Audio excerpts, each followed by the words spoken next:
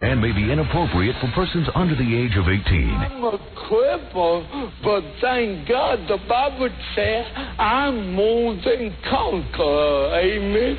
They told me I'm a nobody, but the Bible tells me I'm a somebody. I've been bought with a price. I'm a child of the King. They told me I can't do nothing, but the Bible says with God, all things are possible. Amen. All right, now, here's a big moment. The big reunion at my birthday at Bon Jovi. Yeah! Bon Jovi and the rest of our band.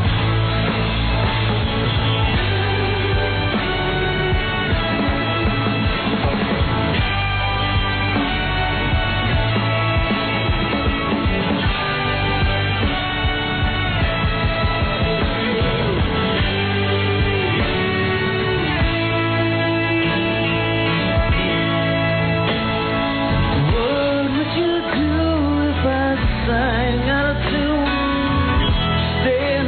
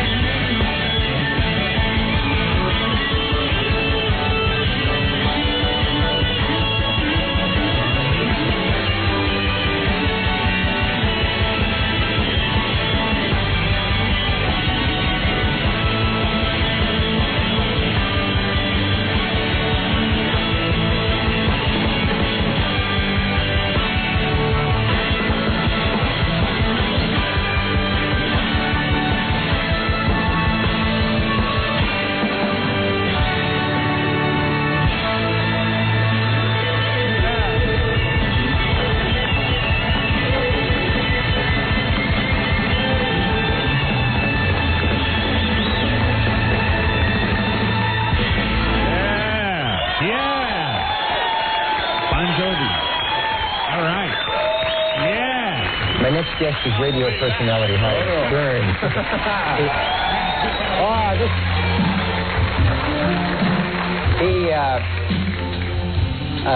That's his theme music, and Mr. Stern is a New York radio personality, and I feel sorry for the guy because he was canned a couple times. And don't feel sorry for me. Never good money. Don't worry about it. Good money? Yeah. This sort of thing has never happened to me, but I can imagine it. He has earned a reputation, should the name not be familiar to you, for being outrageous. He is celebrated for his ability to offend people of all persuasions. He usually makes people laugh along the way. And to give you some idea of his humor, before coming on the show, he told a member of my staff that he is God's gift to radio. That following on my appearance of the show, he will, let me, because I will be so impressed with what he's going to do on this show, I will gladly allow him to make love to my wife. This is position 2. So as you can see, he's a bit of a humorist. And here to accomplish that and all more is Mr. Howard, Mr. Class Stern. Thank you, Dick. And you are. We read in the paper yesterday, Dick Cavett made it with Janis Joplin, man. I couldn't believe that one. Hold on, I got to blow my nose. I'll be right back. Not doing in that big nose, huh? Yeah, I'll say. Oh, man. That's right. Unbelievable.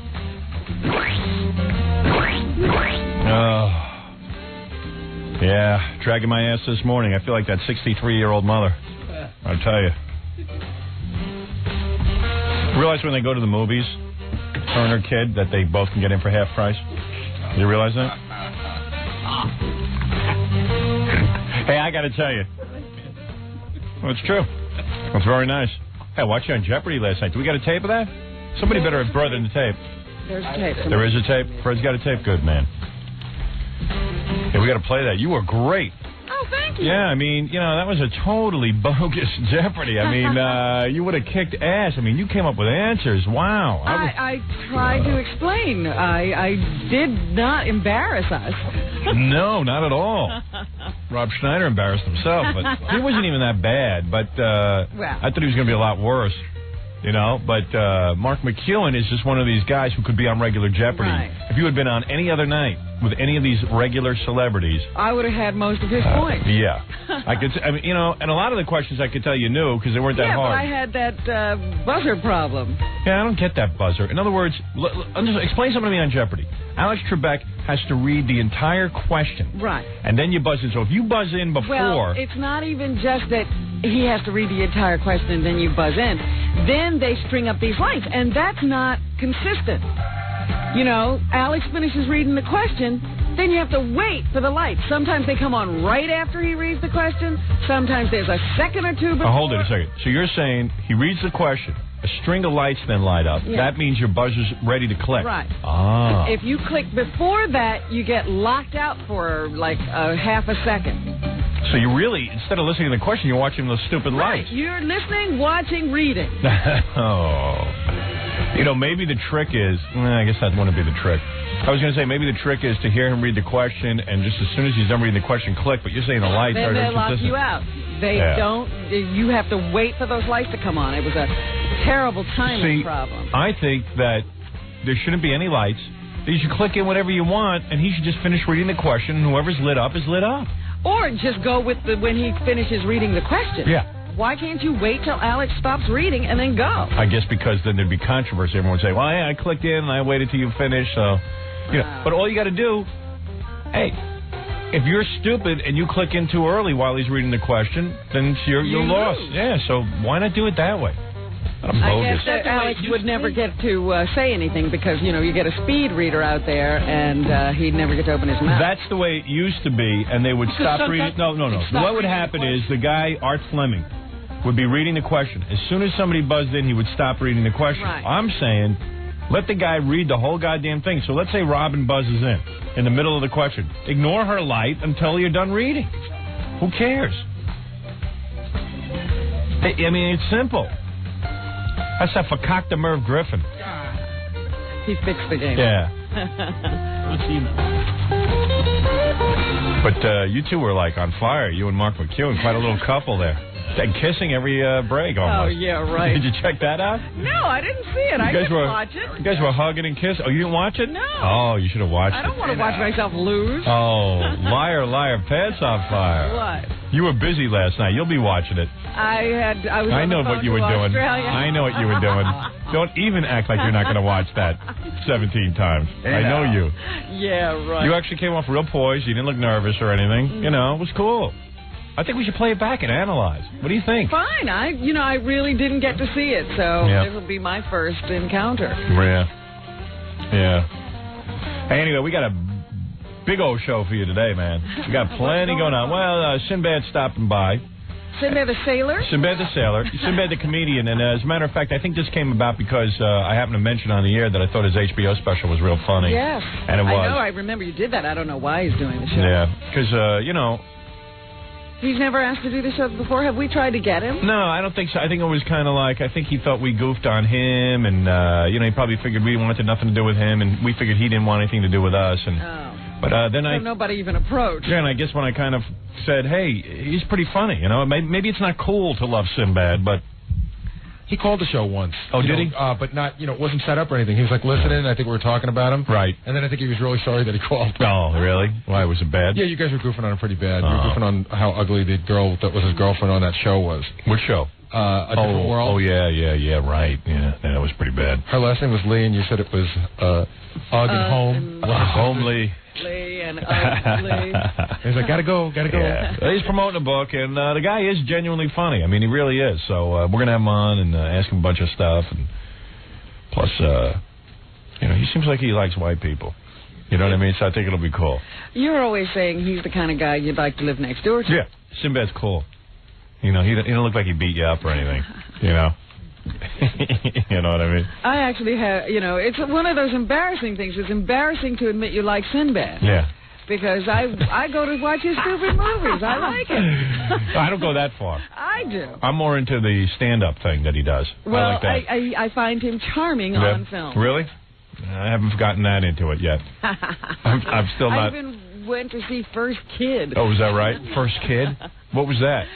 Where he's the Secret Service man assigned to this presidential kid. Wow, you're a real Sinbad fan. See? Well, I like him because we don't need a metal detector. I'm a closet fan. People, they're closet fans. Sinbad obviously is very popular, but you'll never find a Sinbad fan. That's right. But anyway, so Sinbad's stopping by. There's a lot I have to ask him about. I don't know. There's a million things to do. Master Bill bondage tapes, Ku Klux Klan message about Tiger Woods. Oh, we still haven't gotten to that. Yeah. I don't know. I got things on this list I don't even know what. Oh, this is real good. There's a girl calling today who can, let me see, fart through a certain portion of her body that isn't her buttocks. It's a very private area. The most private. The most private of areas. And she's going to do that for us, and I'm looking forward to it. How will we know? You'll know. It's the kind of thing you'll know, and then she's going to come in live and do it. So you'll see. This is just a warm up to the. This is the preamble. This is the preview. Yeah. It's like on those websites now. This is the free stuff, and then you'll get to pet. Yeah, right. Yeah, no, there's no end to the talent on this show. We got to take a break first. We'll be back right after these words. You're listening to the Howard Stern Show. More after this. 97.1. The Eagle. Time for a little inspiration on the Howard Stern Show. You've been passed by. You've been kicked aside. You've been put on the sideline. You've been stepped on. You've been lied on. But I hear the Lord say, your day will come. Glory to Jesus. Amen. He's my Savior and yours, Howard Stern. You bet. Oh, yeah.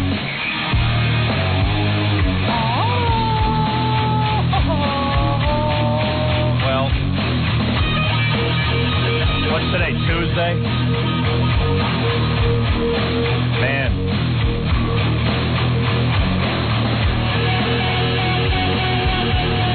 All kind of crap going on today. Everything is happening today. It's unbelievable. We are one day away from Ellen DeGeneres' Ellen coming out thing. Yes. And, I'm reading the newspaper, several different kinds of reviews, because one guy, Eric Mink says that this is a real good show. 3.5 stars he gives it. Then the guy in the New York Post says, look, it's really, a big deal for gay people, I guess, but the show itself kind of sucks. There's nothing happening on this show, and even with this gay episode, I guess they got a preview copy. It kind of sucks. And meanwhile, Ellen DeGeneres, who is a hero to some gay people, is so blatantly promoting this gay thing just so that this TV show will be successful. Yes, she's doing everything she can. She's done every show. She's being gay for Sweeps Week. And it's pretty weird because she's even going in front of the President of the United States and making out in the White House. She's gay for Sweeps Weeks. And now, in all this time, she hasn't touched another woman in public. Right. This week, she can't stay off of her. Right. Why is that? Figure it out. So, here's the deal. The rest of her life she spent sneaking around in gay bars. Here's the deal. As soon as Sweeps Week is over, because this is the last episode, you won't see her. She'll be all reclusive and crap. And today, I think tomorrow she's on Oprah. Yes. Talking about being gay. Or is it today? Tomorrow. Well, maybe today. I don't know. Diane Sawyer. Yeah, I can tell you. I have a TV listing here. But Diane Sawyer. I'll be right. It could be tomorrow. I don't know. I think she's doing an interview with Ellen. Well, this is the second part. Yes, part 2. Yeah, part 2. Been interviewing her for months now. Yeah, every aspect of her gayness has been discussed, and suddenly now she's out, but just coincidentally around Sweeps Week and the TV show. Yes. So she's being gay for ratings, and that to me is kind of interesting, but why not? What the hell do I know? I'm just sick of it. As you know, as soon as the TV thing is over, she won't be all that gay anymore. I was kidding. Yeah. Well, yeah, she'll just kind of be, something should be private. You know what I mean? So, I don't know. They got all these pictures. Well, now there's an analysis of everything. Is this going to hurt Anne Heche's career? Yeah, well, there's a big analysis in the New York Post today, and we had a discussion with Ivan Reitman. Ivan is the guy who hired Ellen's new real girlfriend, Ellen DeGeneres' girlfriend, not her character, Ellen Morgan. Ivan hired Ellen DeGeneres' real girlfriend, Anne Heche, whatever it is, to be in this movie with Harrison Ford. It's a romantic love story where I think they get stranded on an island or something. Something like that. So I said to Ivan, who's a friend, obviously, and I said, well, what does this mean to the movie? Does it hurt?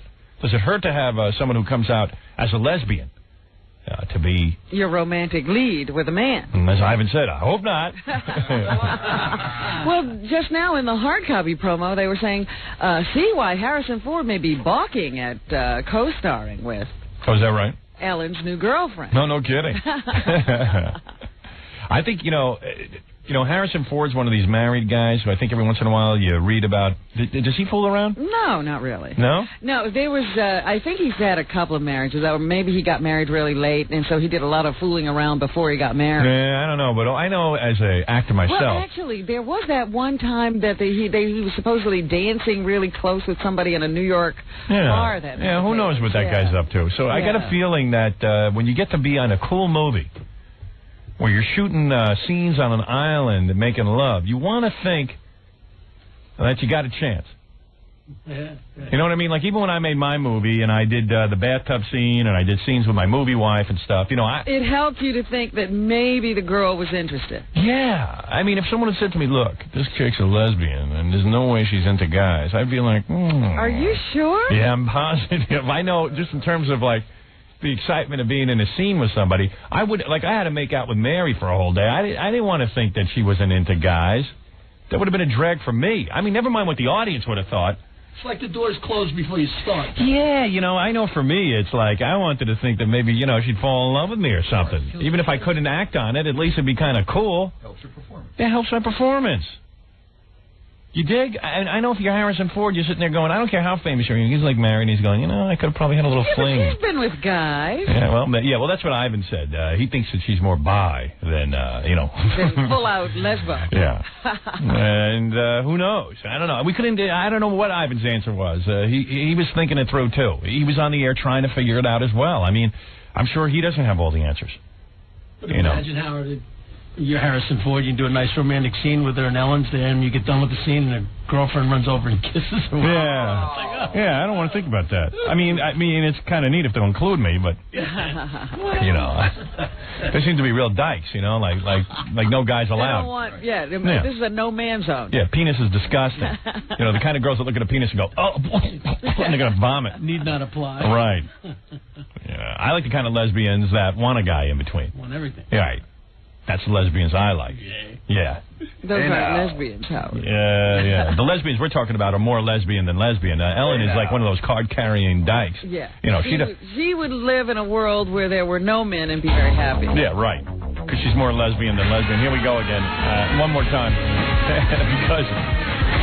Just because we have this song, we might as well play it again. Yeah, how long can this last? Yeah, how long can this all last? Yeah, Ellen's the lesbo queen. She's eating at the Y, if you know what I mean, yeah. She's got a crappy show. I think she's coming out because her ratings low, yeah. She'll never be a bride like she and Katie Lang standing side by side, yeah. Her fans may think she's brave, but I'm just wondering, does her girlfriend shave, yeah? Yeah, more lesbian than lesbian. More lesbian than lesbian. More lesbian than lesbian. More lesbian than lesbian.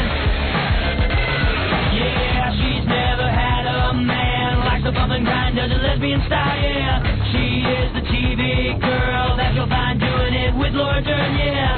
More lesbian than lesbian. More lesbian than lesbian. More lesbian than lesbian. More lesbian than lesbian.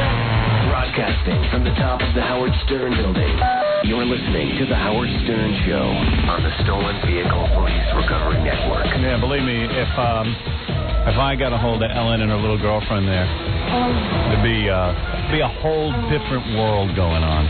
Oh, come on, baby, you know you want it. Yeah. Come on, Anne H. Imagine I'm trapped on an island with Anne H. Ivan should have cast me in that role, not Harrison Ford. They need a real man with a jackhammer. Oh, yeah. Come on, let me kiss your thighs. Don't worry. You don't have to look at my male genitalia. That's it, baby. I know you don't like to look at it. But there's things I can do, too, you know, with my tongue. Let me show you.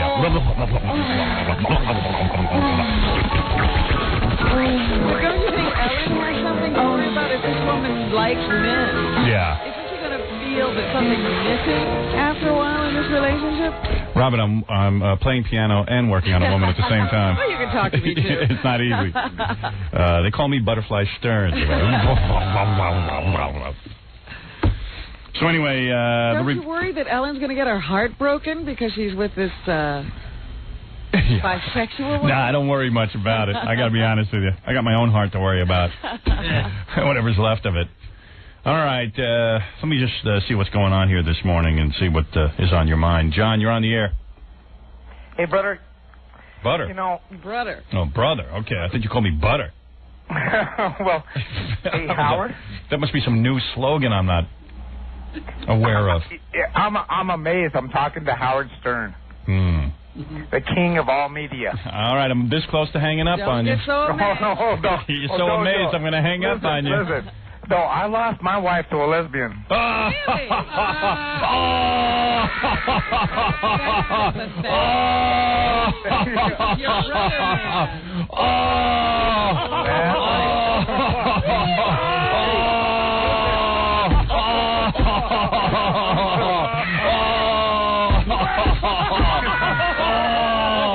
Hey, thanks for the laugh because I needed that.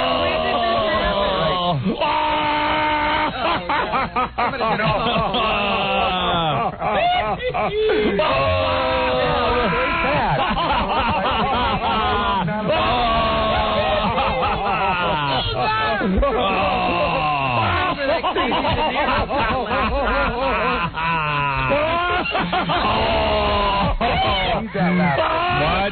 Wait, I can't hear you. You know what? I want to thank you so much for your show.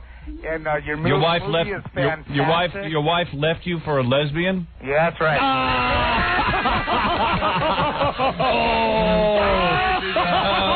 Oh, man, you must be bad in bed. No, I'm not. Wow. When did this happen? And I'm well hung, too, by the way. When You're a lot did of good this at did you? happen? Happened in Arcadia, near Pasadena. No, not where. When? When? 12 years ago. Oh. No, I'm not kidding. And, I've never been 12 years ago. Oh, when you were young. Yeah, it really hurt me. Yeah, you're still talking about it. You're still aching. Oh, he'll never forget. No, I don't talk about it. No, Oh, my God. Well, first of all, no woman ever left me and became a lesbian. Media. You know, that happened to Steve Martin. Poor Steve Martin was the boyfriend for Anne H. Yeah, I can imagine.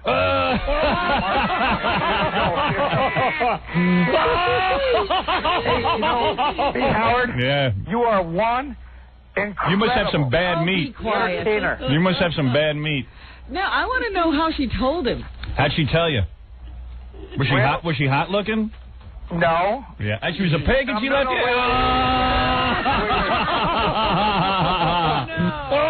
No, that wasn't the thing. No, she was hot looking, Yeah. but that wasn't the thing. Yeah. She was lesbian. Well, wait a minute. How did she tell you? Well, no, she liked women. I mean, it's like, She won't listen. She I won't. drove her to lesbianism. Yeah. I mean, you know what it is? About the turn. Bringing you Hustler magazines. What? All right, I gotta When a go. girl You're starts- too goddamn stupid and an idiot, and you're a disgrace to all men because your wife left you for a woman. Hey, but you know what, Howard? Hey, have you ever left the house since it happened? I respect you all the way, with what you done. Oh, shut up, you dummy. Yeah, you won't know why that woman left him. I bet his dog left him.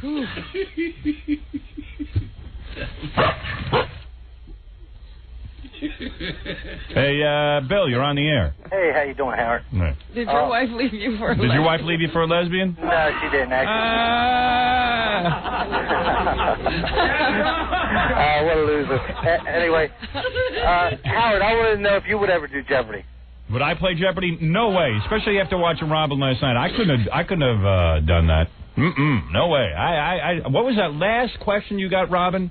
You got the answer was I don't even know what the question was, let alone the answer. I It didn't. was some weird answer. Range. What was it? A mountain range? No, not the Catskills. The final Jeopardy question. Talking about the last question before they went to Final Jeopardy. It was a real tough one. I don't even know where you pulled that one out from. You know a lot of Theodore stuff. Dreiser question? No, that was a real good answer, whoever that is. And then you had another one. Oh, really? Yeah. Hey, Howard. No, I would never play Jeopardy. You know, it's like Rob Schneider shouldn't play Jeopardy. You know what I mean? Some people should know that they're not that good at something. Right. And I'm not that good at Jeopardy. I mean, I would lose. Right. You're not the king of all game shows. You're the king of all media. Although Baba Booey's always talking about how good he is, and I beat him. Yeah, that's Yeah, Baba Booey's always running around. I'm great at Jeopardy, boy. If I answer all the questions, I go, there's no way you're better. I suck at it. There's no way you're better at it than me. We played, and I beat his ass. Hey, Howard, I got a great way of stopping Scott from smoking. Who cares? Go ahead, John. No, it was the questions you started getting was the artist ones. Or authors with the Ranier or something like that. It was the one with a Q. Qui. Oh, Basquiat. Yeah. Basquiat. Who's that? Basquiat. Those are shocking. That was even Mark McEwen didn't know that one. Because you got like 3 in a row there, Howard. And then Alex was like, very good. Jean-Luc Basquiat. Very good. Yeah, he was like, yes, Jean-Luc You don't Basquiat. even pay attention to Alex while you're playing that game. You just want, give me another question, And Mark Alex.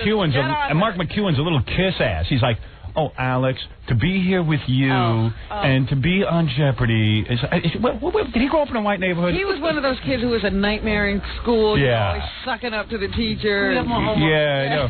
Yeah. And he probably went to a white school, and all the white kids are going, I thought we're supposed to be smarter than black people. What the hell is this guy doing? He's making us look bad.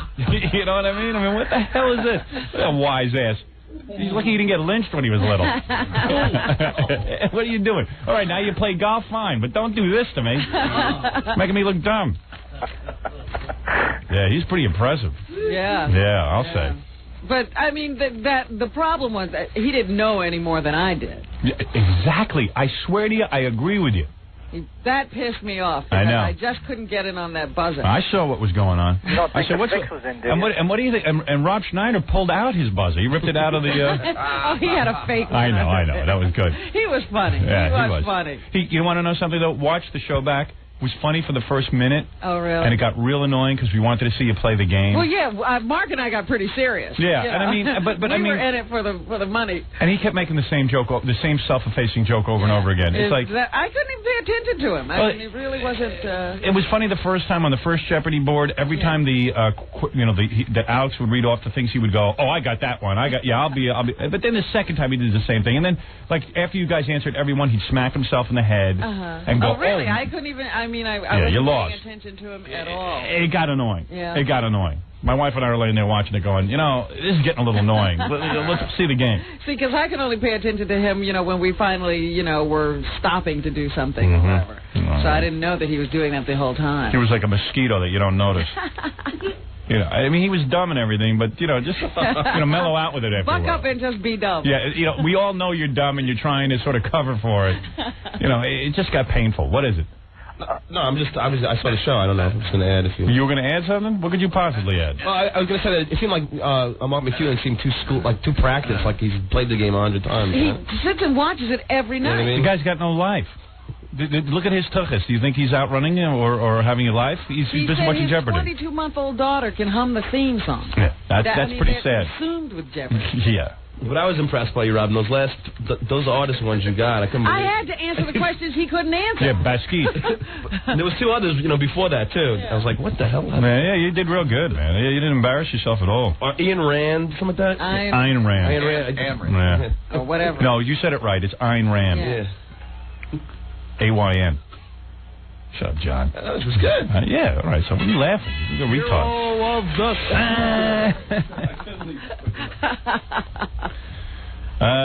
You're on the air, Bob. Yeah, I seen your nigger on TV last night. Oh, boy. I thought slavery was over. I'm my own nigger, thank you. Yeah. I thought you were going to flog that nigger. You know what? Come down here. I'll kick your ass. Hey, wait a second. Wasn't speaking of flogging and not niggers, but there was this pansy-ass white man comes on the phone and he says all this stuff. Come down here. It's probably in a wheelchair. I'll tip him over. I don't care. Where's that black guy I was supposed to flog? Yeah, what happened to that? Gary, what's going on with that? When am I flogging a black man? Show that idiot in Minneapolis, St. Paul that he's a racist. Robin, I'll treat When's that happening? Thursday? You are. Thursday. What was that? What did you say to Robin? I want to treat that nigger the way she Come here. Come on down. I love her. He doesn't want to be a fighter. All right, I got We got to admit, Robin did good on Jeopardy. Better than you ever could. I don't know. Come on, let's play Jeopardy then. She was kind of bitchy. Let's play Jeopardy. All right, why don't you come down here and play Jeopardy with her? Say that. You're an idiot. You're such an idiot. Your mother raised an idiot. Who are you talking to? All right, I got to take a break, and I got to tell you something. There's so much going on, I can't even keep track of it. We'll be back right after these words. We'll be back with the Howard Stern Show. Don't go away. 97.1 The Eagle. You're listening. To his fans, he's a genius. Respect my total domination of the media. Will blow your mind. The Howard Stern Show. Come on. I really must applaud the Catholic Church. There is one, there's a church in the Bronx that got all of the students, I guess, the 12-year-old students in the church to write me letters. It's all the same letter. It's all in envelopes with little scrawled-out 12-year-old crappy handwriting. You can tell which ones are from boys and which ones are from girls. Girls write better than boys? Yeah, of course. Anyway, it's all the same letter. It says the following: Dear Mr. Stern, on Ash Wednesday of this year, you can tell the teacher wrote this up on a board and said, everybody write. Yeah. On Ash Wednesday of this year, you mocked the Catholic Church by using cigar ashes to bless the foreheads of those in your studio. You have shown yourself to be an enemy of the church. Please refrain from any other attacks on the church. So this church up in the Bronx is training 12-year-olds to know that I am an enemy, to take me and set me up as the enemy. Well, they're training lemmings. Don't sit down and write what you would think. Write what the teacher puts on the board. Yeah. Here's another letter. Dear Mr. Stern, you mocked and put down the Catholic religion Ash Wednesday by putting your ashes on the heads of the people in your studio. Now you are an enemy of the church. Please stop attacking our church. You are an enemy of the church? Yeah, that's what I'm telling you. This is what the teachers are teaching them. You are an enemy of the church. You know, teachers should be arrested. Yeah, I know. These are nuns. Dangerous. Yeah, these are angry nuns who are Well, like. wouldn't you be angry? Yeah, dear Mr. Stern, why doesn't the nun sign one of these letters instead of putting her little hiding behind 12-year-old kids and making them into robots? You wouldn't hit a 12-year-old. Yeah, right. I might smack a nun though. Can't stand them. Dear Mr. Stern, on Ash Wednesday of this year, because they all, they're just broads who are confused sexually. Let's face it. Everybody knows it. Why else would you become a nun? You love God? No. You don't have to have sex. A lot of them want to have sex with other women. And then they go and they scream about Ellen DeGeneres because they want to be out there doing it. That's right. We can't do it. Why should she? Yeah. So, I like the idea that some nun is teaching a 12-year-old not only that I'm an enemy of the church, but she's got them like robots copying down her words. And, of course, she hasn't written one of these letters.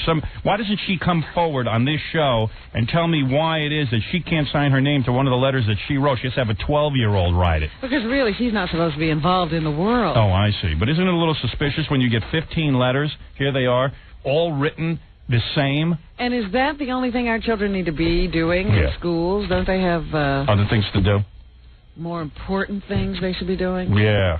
Like... And quite frankly, you should be very happy. She just turned all these 12-year-olds onto us. Yeah. Well, they'll be mine by the time they're 15. Absolutely. She just told them where to find us. Right. You are Satan and then list the radio station I'm on. That's right. Hey, Matt, you're on the air. Hey, Howard, I got a little clip here from the internet for you. It's about the website you put up there yesterday. Yeah. Well, I tried to get onto it last night, and they took it off because there was too many hits. Yeah, that's probably rotten.com. I told everyone to go on there. Yeah, that was the one for me. I'll read it to you. Do you want me to read it? Yeah, go ahead. It says, today on national radio, Howard Stern praised rotten.com a number of times. That is very nice, and we appreciate the attention, especially from a demigod like Mr. Stern. However, it caused a number of people who visit daily to increase the already very high... A little nervous.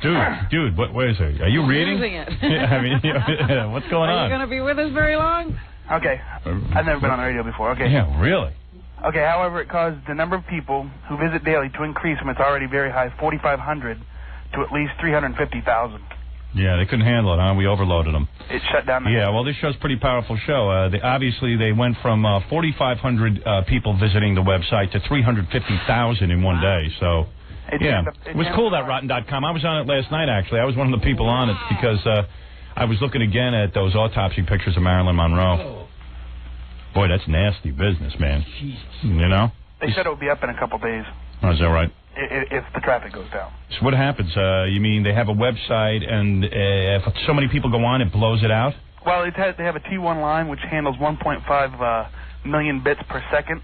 Yeah. And I never know any of this crap. Yeah, I don't know what he's talking about. All I know is you go on these websites, if you mention them on the air, it blows out. Well, 1.5 million bits per second is a lot, and if you can jam that up, yeah, it's incredible. Good. Okay. Thanks. Right. Yeah. Thanks for the bulletin. No problem. All right, there you go. Rotten.com. I was on there. All jammed up last night. Yeah, jammed it up. It's like crowding up a 12-lane highway. A lot of rotten people. Yeah, I can't figure, you talk about 12-lane highways. I'm driving into work this morning, Ronnie was driving. Where do you find a 12-lane highway? There are none, and I was on the Long Island Expressway, and it just really strikes me as odd that how people drive. We were in the middle lane. This guy's in a white truck. He gets into the left-hand lane. He's got to pass us. He goes zooming by us. And then he goes in front of us, and then he slows down. I know. They do that all the time. It happens all the time. I don't know what the heck they're thinking of. I don't know either. I can never figure it out. Or a person who's poking along and you decide you want to pass them, and as soon as they see you trying to pass them, they speed up. Yeah, it's really weird, man. Driving scares me. I stay in the right-hand lane like an old lady. Ian, you're on the air. Yeah. Yes, you're on the air. Yeah, this is Ian. This is Ian, the filthy drunk. Oh, hello, Ian. What a pleasure it is to meet you again. Well, you better talk fast. Well, because you lady were much more smarter than Mark McEwen. You were. Yeah, we should watch that Jeopardy thing. Well, but not just hanging on, to Robin.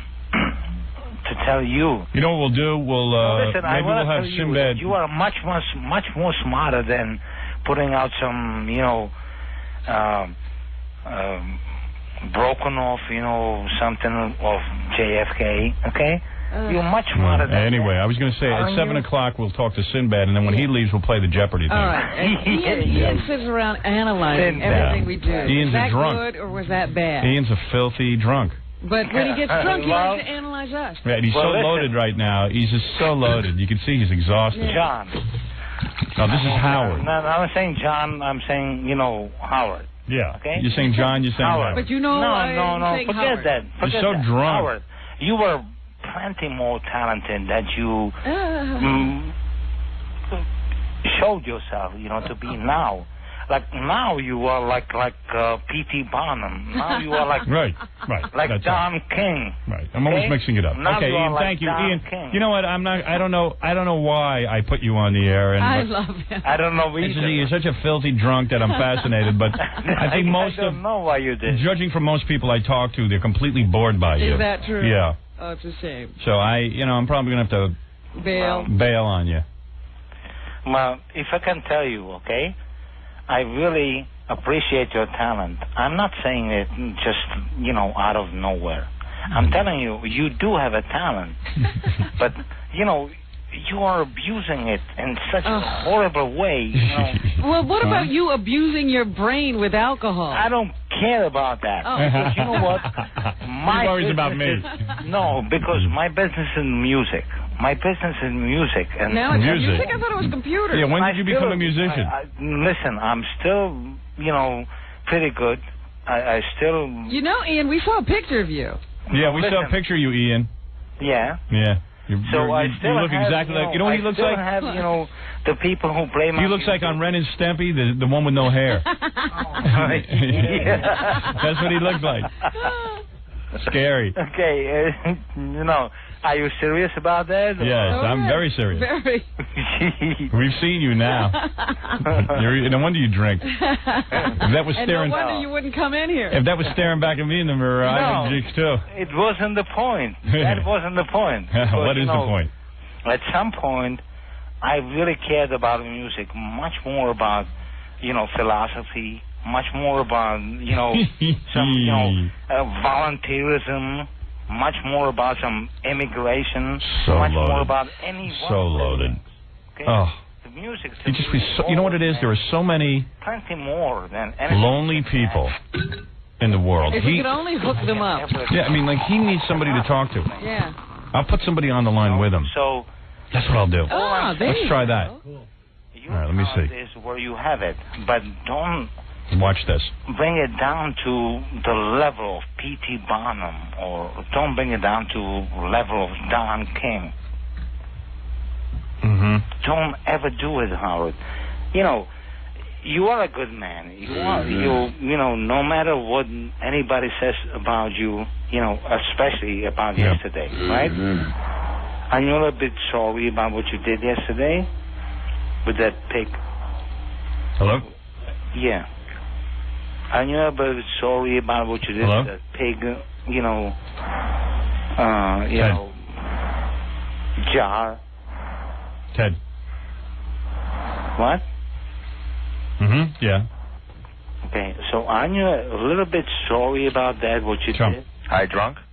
Hi, I'm Ellen DeGeneres. Well, nice to meet you. It's up to you. It's up to you. You to decide. Are you gay? All I'm telling you is that, maybe. Maybe's right. Yeah. Let's do a shot. Right, you wanna, Hello, sir. Sir? No, listen. Yeah. Do you No, wanna you listen. make one of those, How much Jägermeister do you have dripping on your chest? Lesbian, okay? Sir, So you wanna, you stop? She's never gonna marry you. You're never gonna be one of the hoes. Sir, listen. Is that what you are after? Yeah. How much Jägermeister do you have on your chin right now? What? How many shots have you done since last night? How many shots I got today? Yeah. How many shots of alcohol? Sir. Yeah. Listen, my name's Chump. Okay? Okay. You hear me? So you proud of yourself? No, my name's Chump. I'm a comedian. Yeah, you're proud of yourself? Yes, I am, but I'm trying to go places. It's ridiculous. When you, for example, you misled the people by thinking that you. See, it doesn't matter to him who he is. No, let me tell you a joke. Okay? I got laid last night. Sir, sir, I got laid last night. Divided by 8. You won't even listen to the other guy. How funny is that?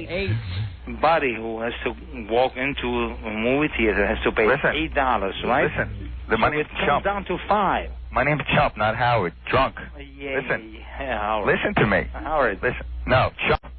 Chump. Big difference. Okay, I got laid last night. Anything you want to. Listen. But drunk. you don't understand me. Look, I'm Chump. To tell you, I'm Chump, sir. Drunk. Don't waste it on this freaking. How naked are you right now? Don't waste your talent. No, This, listen. like little piece of head of JFK or whatever, and then you say, okay, it was a pig feed. You're a piece of dirt. In some supermarket. Or Drunk. You're a piece of dirt. How? No, his name's Chump. How funny is that? Is he even here? No, my name's Chump, not Howard. No, Howard. No, How funny is that? No, my name's Chump. I got laid last night. The girl didn't say one word to me, so I was out of that funeral home. Yeah. Yeah? Yeah. Why don't you keep going? Yeah. Well, I got a ticket for blowing. I got a ticket for blowing a stop sign yesterday. Yeah. I didn't even swallow. Yeah. It's tough out there. Yeah.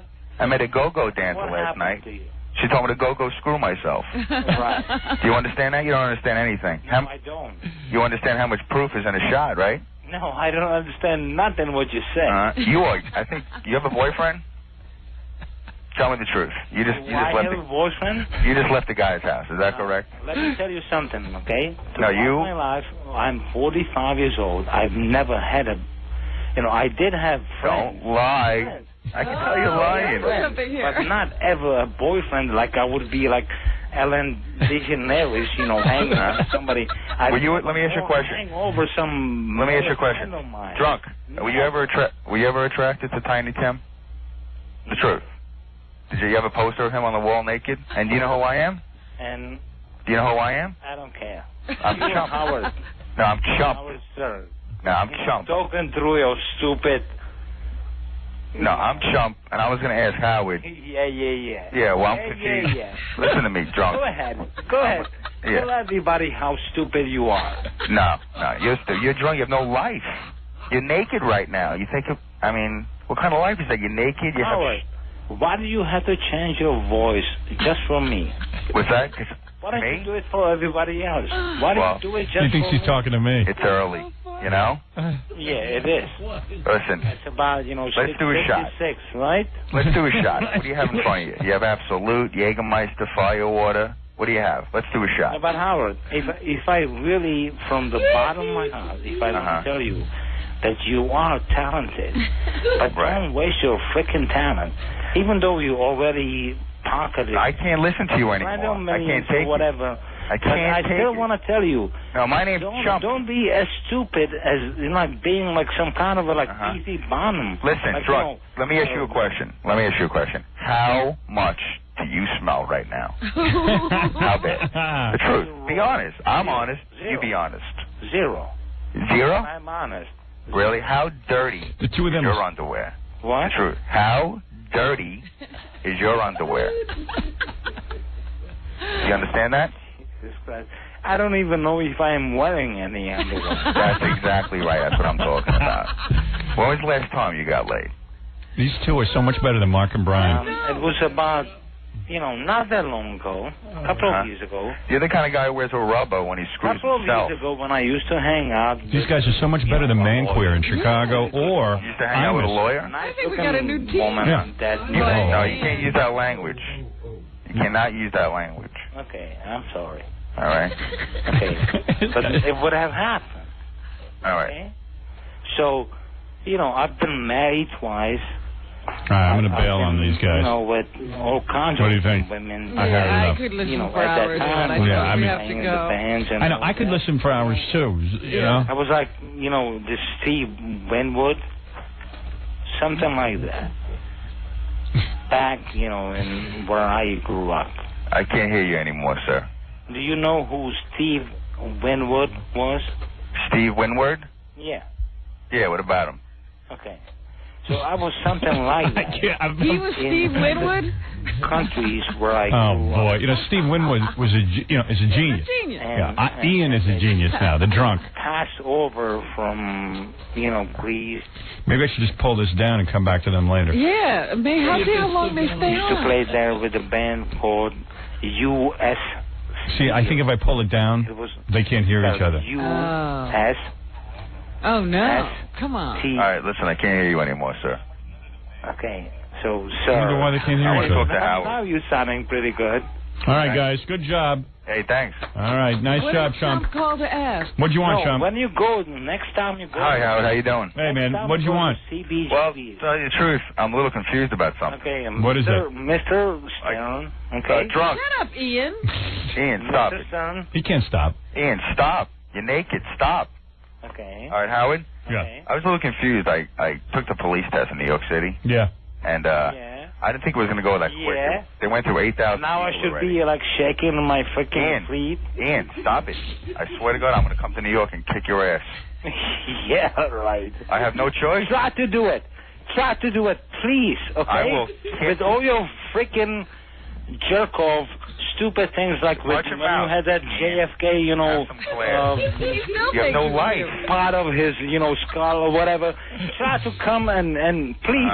Please, Have you ever and slept tag with your father? and tag guys, all the freaking, New York police. So stupid. That they No, come listen. over for me, okay? Ian. And see who's gonna Take win. care of him, Chump. You stink. You wanna You bet? smell. You wanna bet? No, you stink. You wanna bet, you idiot? Yeah, you think you can beat me up? Yes. Listen, I will not kill beat you. up, but I'm not even no, that you wanna strong. bet about who's gonna win this one? Wait, That listen, you say Ian. that you're gonna send the police and you're gonna take care of me or whatever? Listen, Ian, you dirty, smelly nipple. Listen to me. Talk to you. You are a piece of... Listen, I mean, you got to have a life. Ian laughed that time. Ian, listen to me. I drink like a fish when I go out. I don't mess around. I'm 27 years old. But I could Why do you function. speak through freaking, Oh, yeah. I drink like a fish. I try to Why pick up can't you chicks, talk but I to me can't. like with your regular voice? Why do you have to speak to me through some, Let me tell you what you do. Yeah, I go home. If I get lunch... your freaking, freaking Ian. head. All right, Ian. That you're talking to me this way. Ian, Why get can't your you talk to diapers me off. the regular way. Okay? He's so drunk he doesn't know he's Get your talking. diapers off. Okay. Try it. Try it. Why do you drink? I drink to try to pick up a Nothing girl. wrong would come out of it, Howard. I drink so I can get so drunk that maybe I'll have the balls to go up to a girl. What do you drink for? Isn't it called like megaphone? Oh, What's that? You made out with your father? Is that what you said? Did you make out with your father? That's good, Ian. No. Now you're going far. No. That's Isn't good. it called? That's sick. Hey, Ian, did you make out with your father? All right. Talk through. Isn't it called a Ian, you've been talking to another person all He the doesn't time. know. You're Don't so silly. He's so stupid. Yeah, You right. dirty, smelly nipple. Know that. Could you You're a teach smelly nipple, Ian. teach me? Could you tell me Uh-huh. how stupid I am? I just told you for 15 minutes. You're disgusting. And you have to speak through the megaphone, right? The megaphone? There you go. Whatever the hell it's called. I Go don't make know. out with your father. But I can tell you what it looks like, okay? I can tell you what it looks like. Uh-huh. You have this little thing that, if you don't have a microphone, okay? I have a so phone. if you feel stupid, right? You are stupid. So then you pick up this one thing, Right. I and got you it. push the button. How is there any way I can speak to you without him? No, you got to speak through him. Go ahead. What do you want? Quick, because I got Sinbad coming in. What's up? All right. Well, I just want to know if I should be a cop or a comedian. That's it. Be a comedian, man. You're pretty funny. Okay. Yeah, I'm coming I think to you New need York. Ian with you. I'm coming to New York in July for a Yeah. wedding. Yeah? Do you think maybe I'll give you a call? I'll come into the city? Nah. Really? I don't know if I want to be with you. Well, I think I'll come down, And do what? I'll tell you, Howard. What? I'll tell you very honestly. Take me up on that challenge, okay? And you said if any precinct, any police officer, anybody who you gather together, okay, is going to come to me and bring you to you as some kind of a freaking what? Ian, go make out with your father.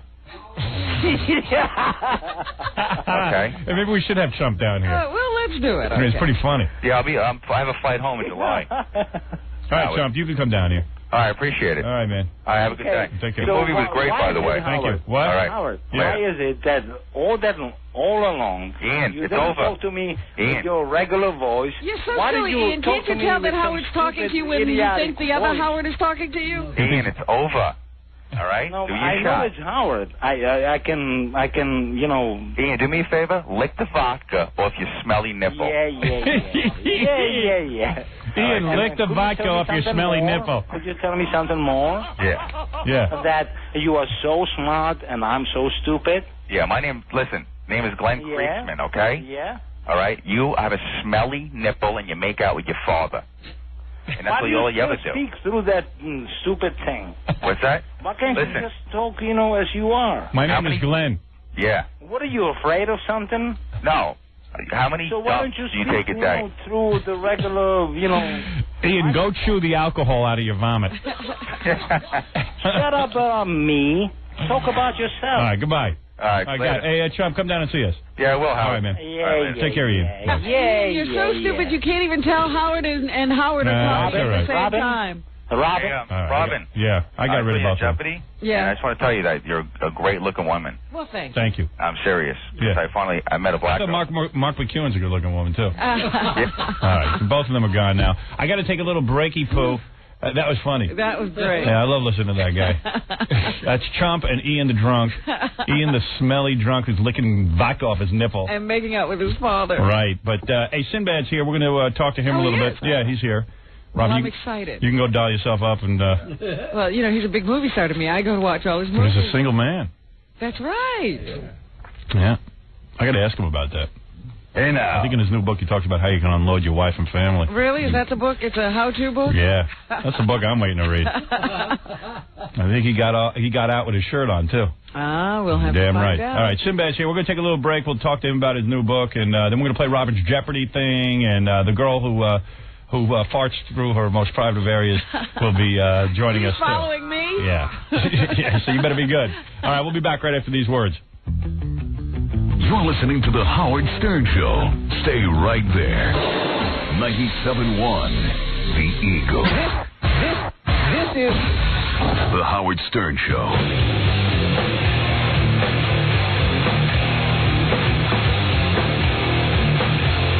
All right, let's get Sinbad in here. Oh, by the way, I'll be giving away some tickets to the Rainforest concert tomorrow night.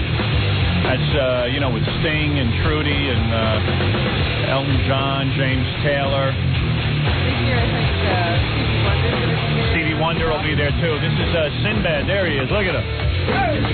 He's on a roll. He's on a roll. He's happy. He's on a roll. Are you on a roll or what?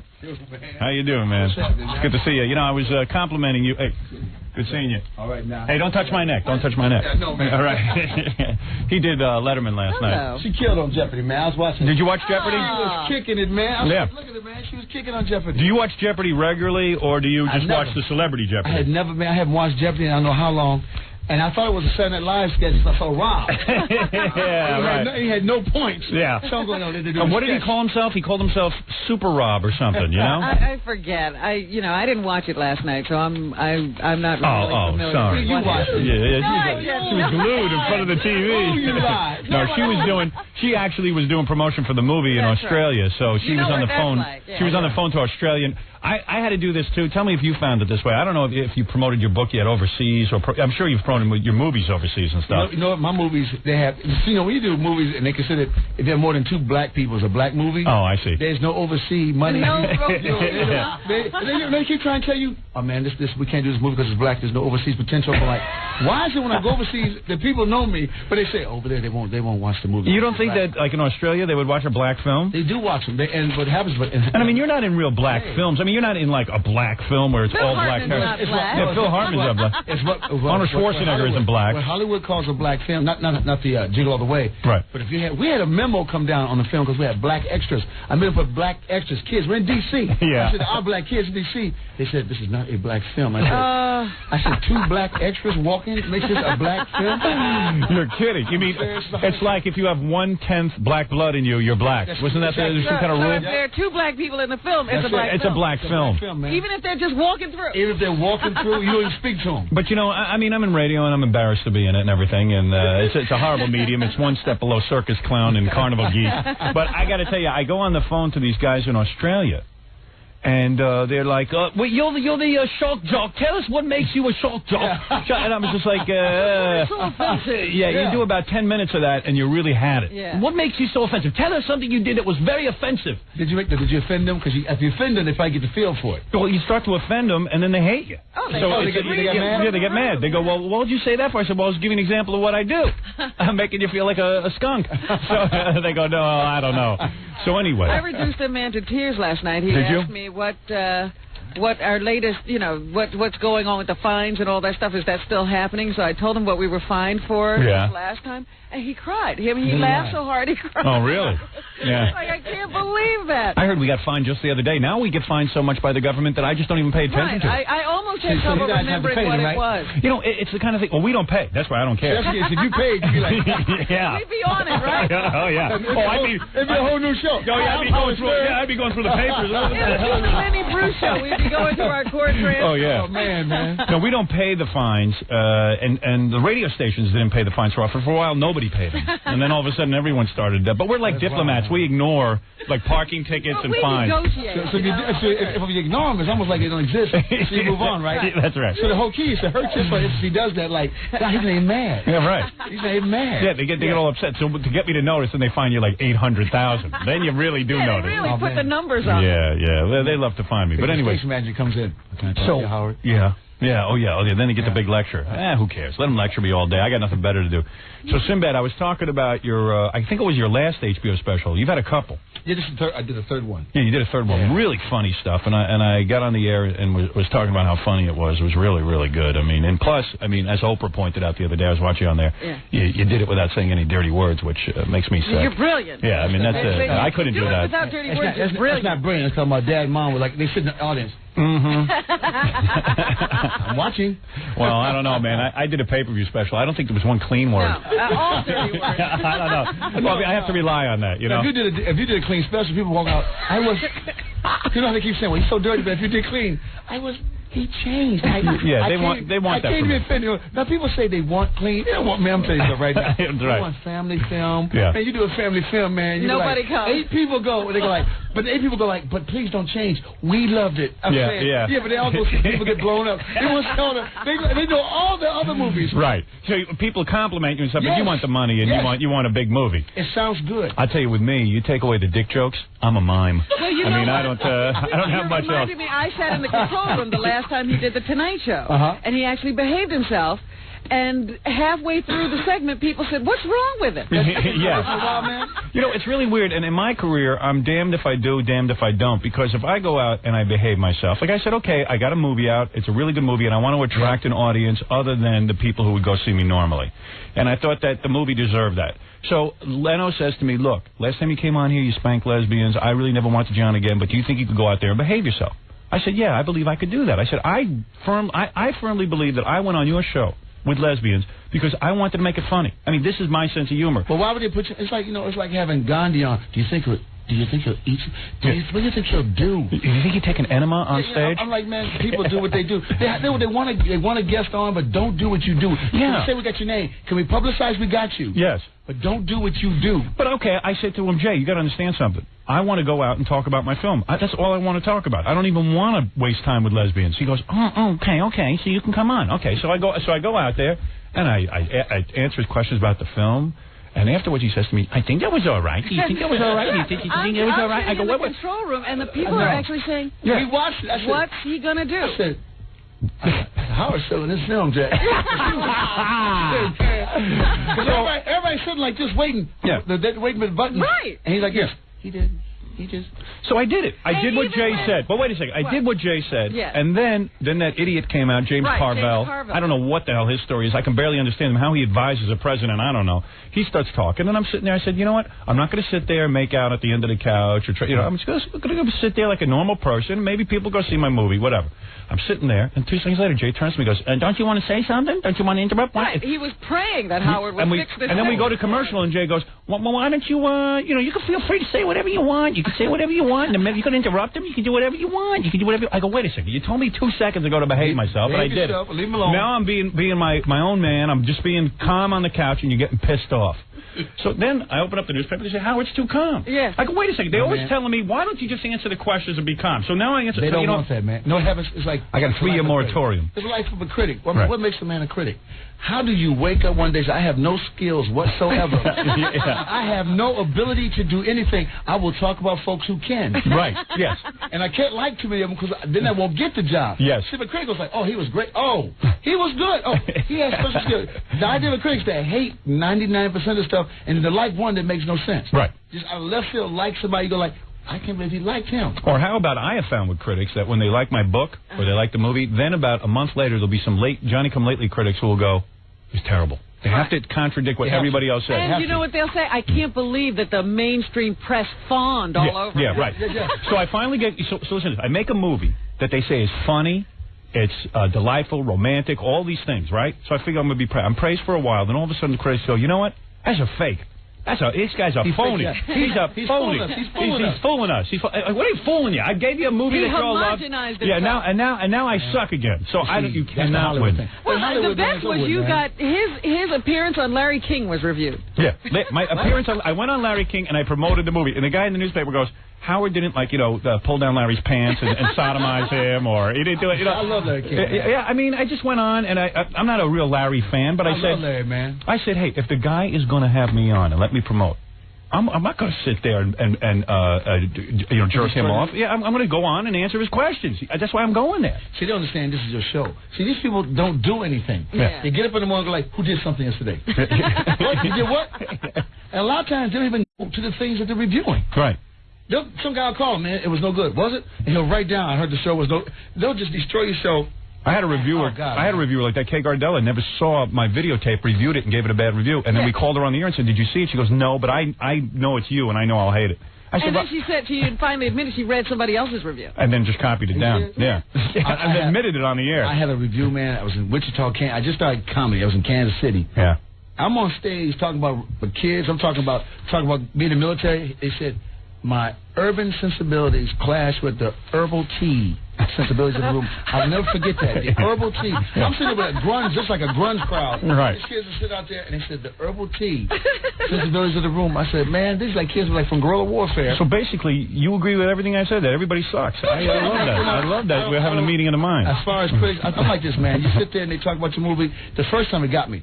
Yeah. Like when I did House Guest, man, and I said, I know what they're going to do. They're going to see this guy, the black guy in the white family. I said, but if I'd been Jim Carrey, it would have just been a comic in the family. Right. So I said, we're not going to have any racial jokes in this. I'm going to show them this is about a guy from the inner city, but he just happened to be with his family outside here. And they said, this one critic said she was so tired of a movie where a black man can show a white man how to improve his life. I go like that's impossible. Yeah, how could that be? And I actually read the reviews for the first movie. Right. After that, I'll never need another review. I said, if people dig you, look, your book sell, your movie does well, people watch your show, it makes no difference. You've got your fans, and that's it. You don't need any. Oprah's effect. Jesus Christ, Oprah was kissing your ass. Really? Major. I mean, Oprah. If Oprah endorses your book, that's it. It's on the bestseller list. Did you see?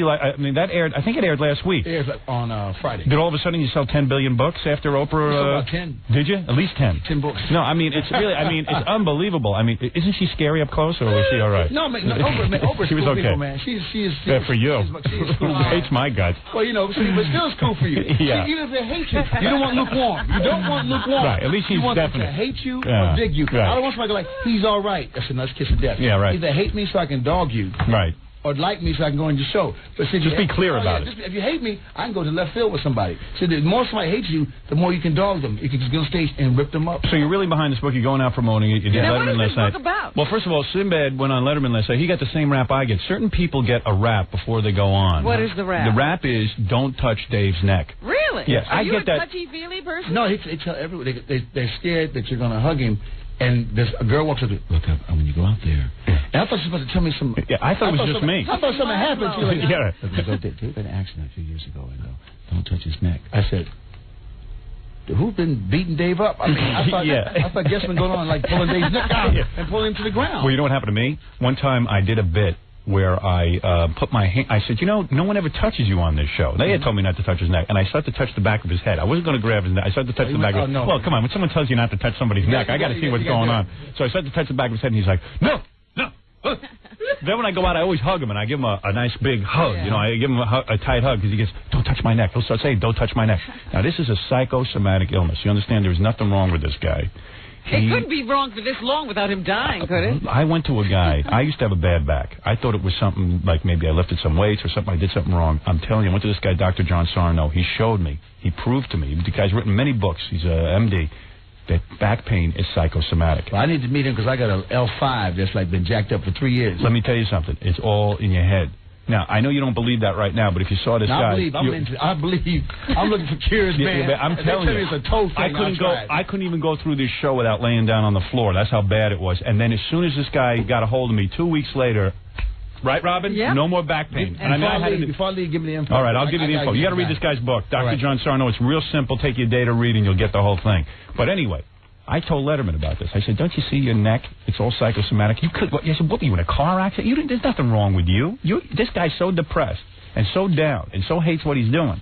He's got, right? Am I right? Because after the show... Is he miserable? I think after the show, I look at a lot of talk show hosts. Yeah. After the shows...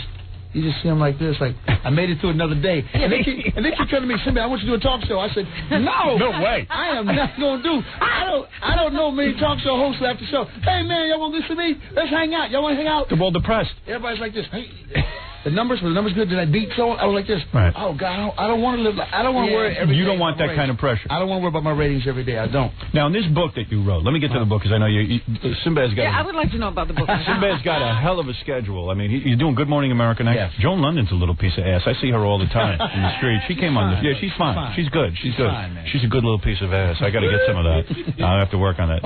She's going to do that now. Yeah. She's listening right now. I got to give him my number. Oh, yeah. I'm hooking up with Howard. You never did her, did you? You never did her. No, man. You must get some fine women. We'll get to that in a minute. Man, please. He's a monk. I'm low-key. I'm a monk. You are low-key. You heard. Why don't I read about you in the tabloids? What? You know what? I haven't made enough money. See, is that true? I thought you were a multimillionaire. I told my brother, man, I can't even get in the tabloids. But wait a second. You made a lot of money when you were on the show after Cosby. No. You didn't make a lot of money? Different World. Man, you did not make a lot of money? Nobody. I thought you were rolling in dough. Man, are you crazy? You were a main player on that. I was not. Do you know how? Well, you weren't on it from the beginning. You know how this show happened? This show, I was warming up the audience. I begged to warm up the audience. Oh, really? For the taping of the pilot of A Different World. And I'm thinking, if somebody sees me, I'll get on the show. And sure enough. Bill Cosby, I thank God. Bill Cosby came in and said, you ought to be on TV.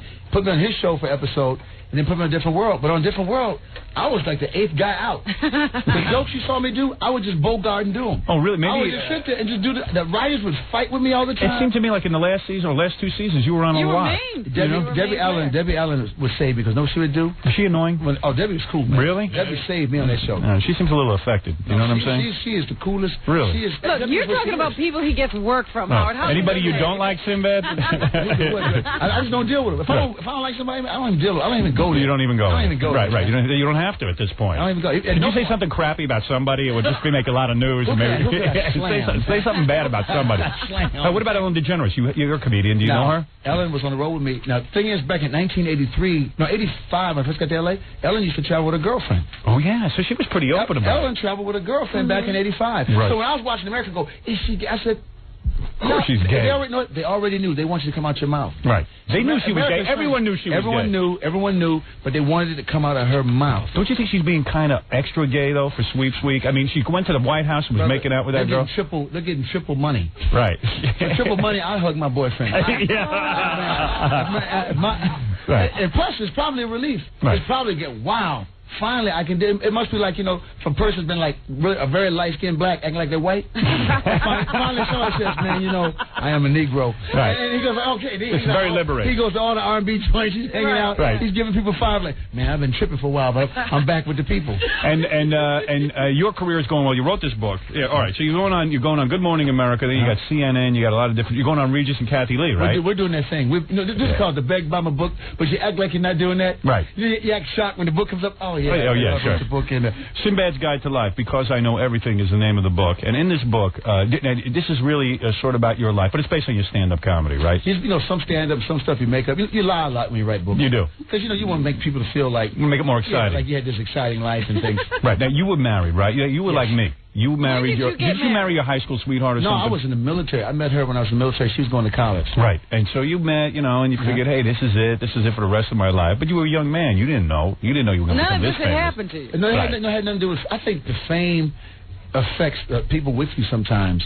Right. Because that's true. He's saying he didn't change, his wife changed. Yes. My thing, I don't know if people... I think everybody changes. Yeah. No, the opportunities change. Everyone has to change. I mean, but my thing is... In this career, you want it so bad. Right. Let's face it, everything is kind of second. So the kids I always kept around. My kids went on the road with me. They hang out with me. They're my partners. But I even told my wife at home. Yeah. The wife. It was hard to come to know. Sinbad, you got to admit. Getting pushed around. The people rude to you. You got to push your wife out the way. People just like they just go nuts. But Sinbad, isn't it remarkable? Like I don't know what it was like for you when you were growing up and everything, but you don't get that many women, and then all of a sudden, no women. Right. You don't get right. No women. No women. I was you the do most talk about that. woman having brother. And I love the movies, the Mac and Superfly, all these pimp movies, and I would dress like them, and I'd walk around, and I was the most Mac-less, most womanless pimp that ever lived. He dressed like a pimp with no women. My dad's a minister, and he dressed like a pimp. Yeah. I put the Mac on the side of my '68 Chevy, and my brother came home, my older brother, he's a classical pianist, like this. Right. What's a Mac? They were laughing at me and go, it's a pimp. Right. Because I'm not driving the car anymore.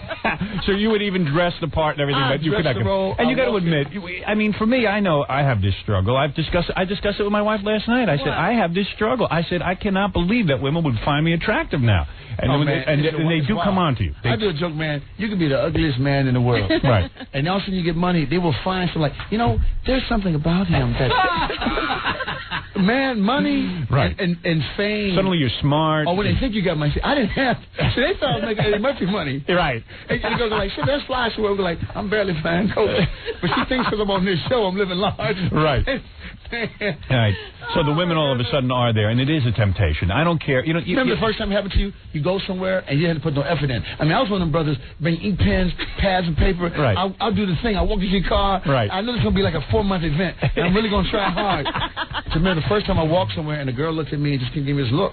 I'm looking around. Right. What's she looking at? And she said, so where you going? I'm going like this. I heard about this. Yeah. The fine woman picked you up. So I run to the phone and call my brother Mark. Mark, this is fine girl. I think she's trying to pick me up. Now, this is the first time this happened to you. This is a woman I wouldn't. This is after like Star Search, because you won Star Search. This is after Star Search. You were on TV for a while. You were on the Red Fox show for a while, right? Okay, so now you're starting to get noticed. It's the first time. Now all of a sudden there's no effort involved. No, because the first time it happens, it blows your mind. Second time, you kind of look for it. Right. By the fourth time, you just walk in the room. And you get this and wait. Oh, you're kind of in the room, and if you ask the girl for the phone number, she gives you no. You go like this. No. No. What are you talking about?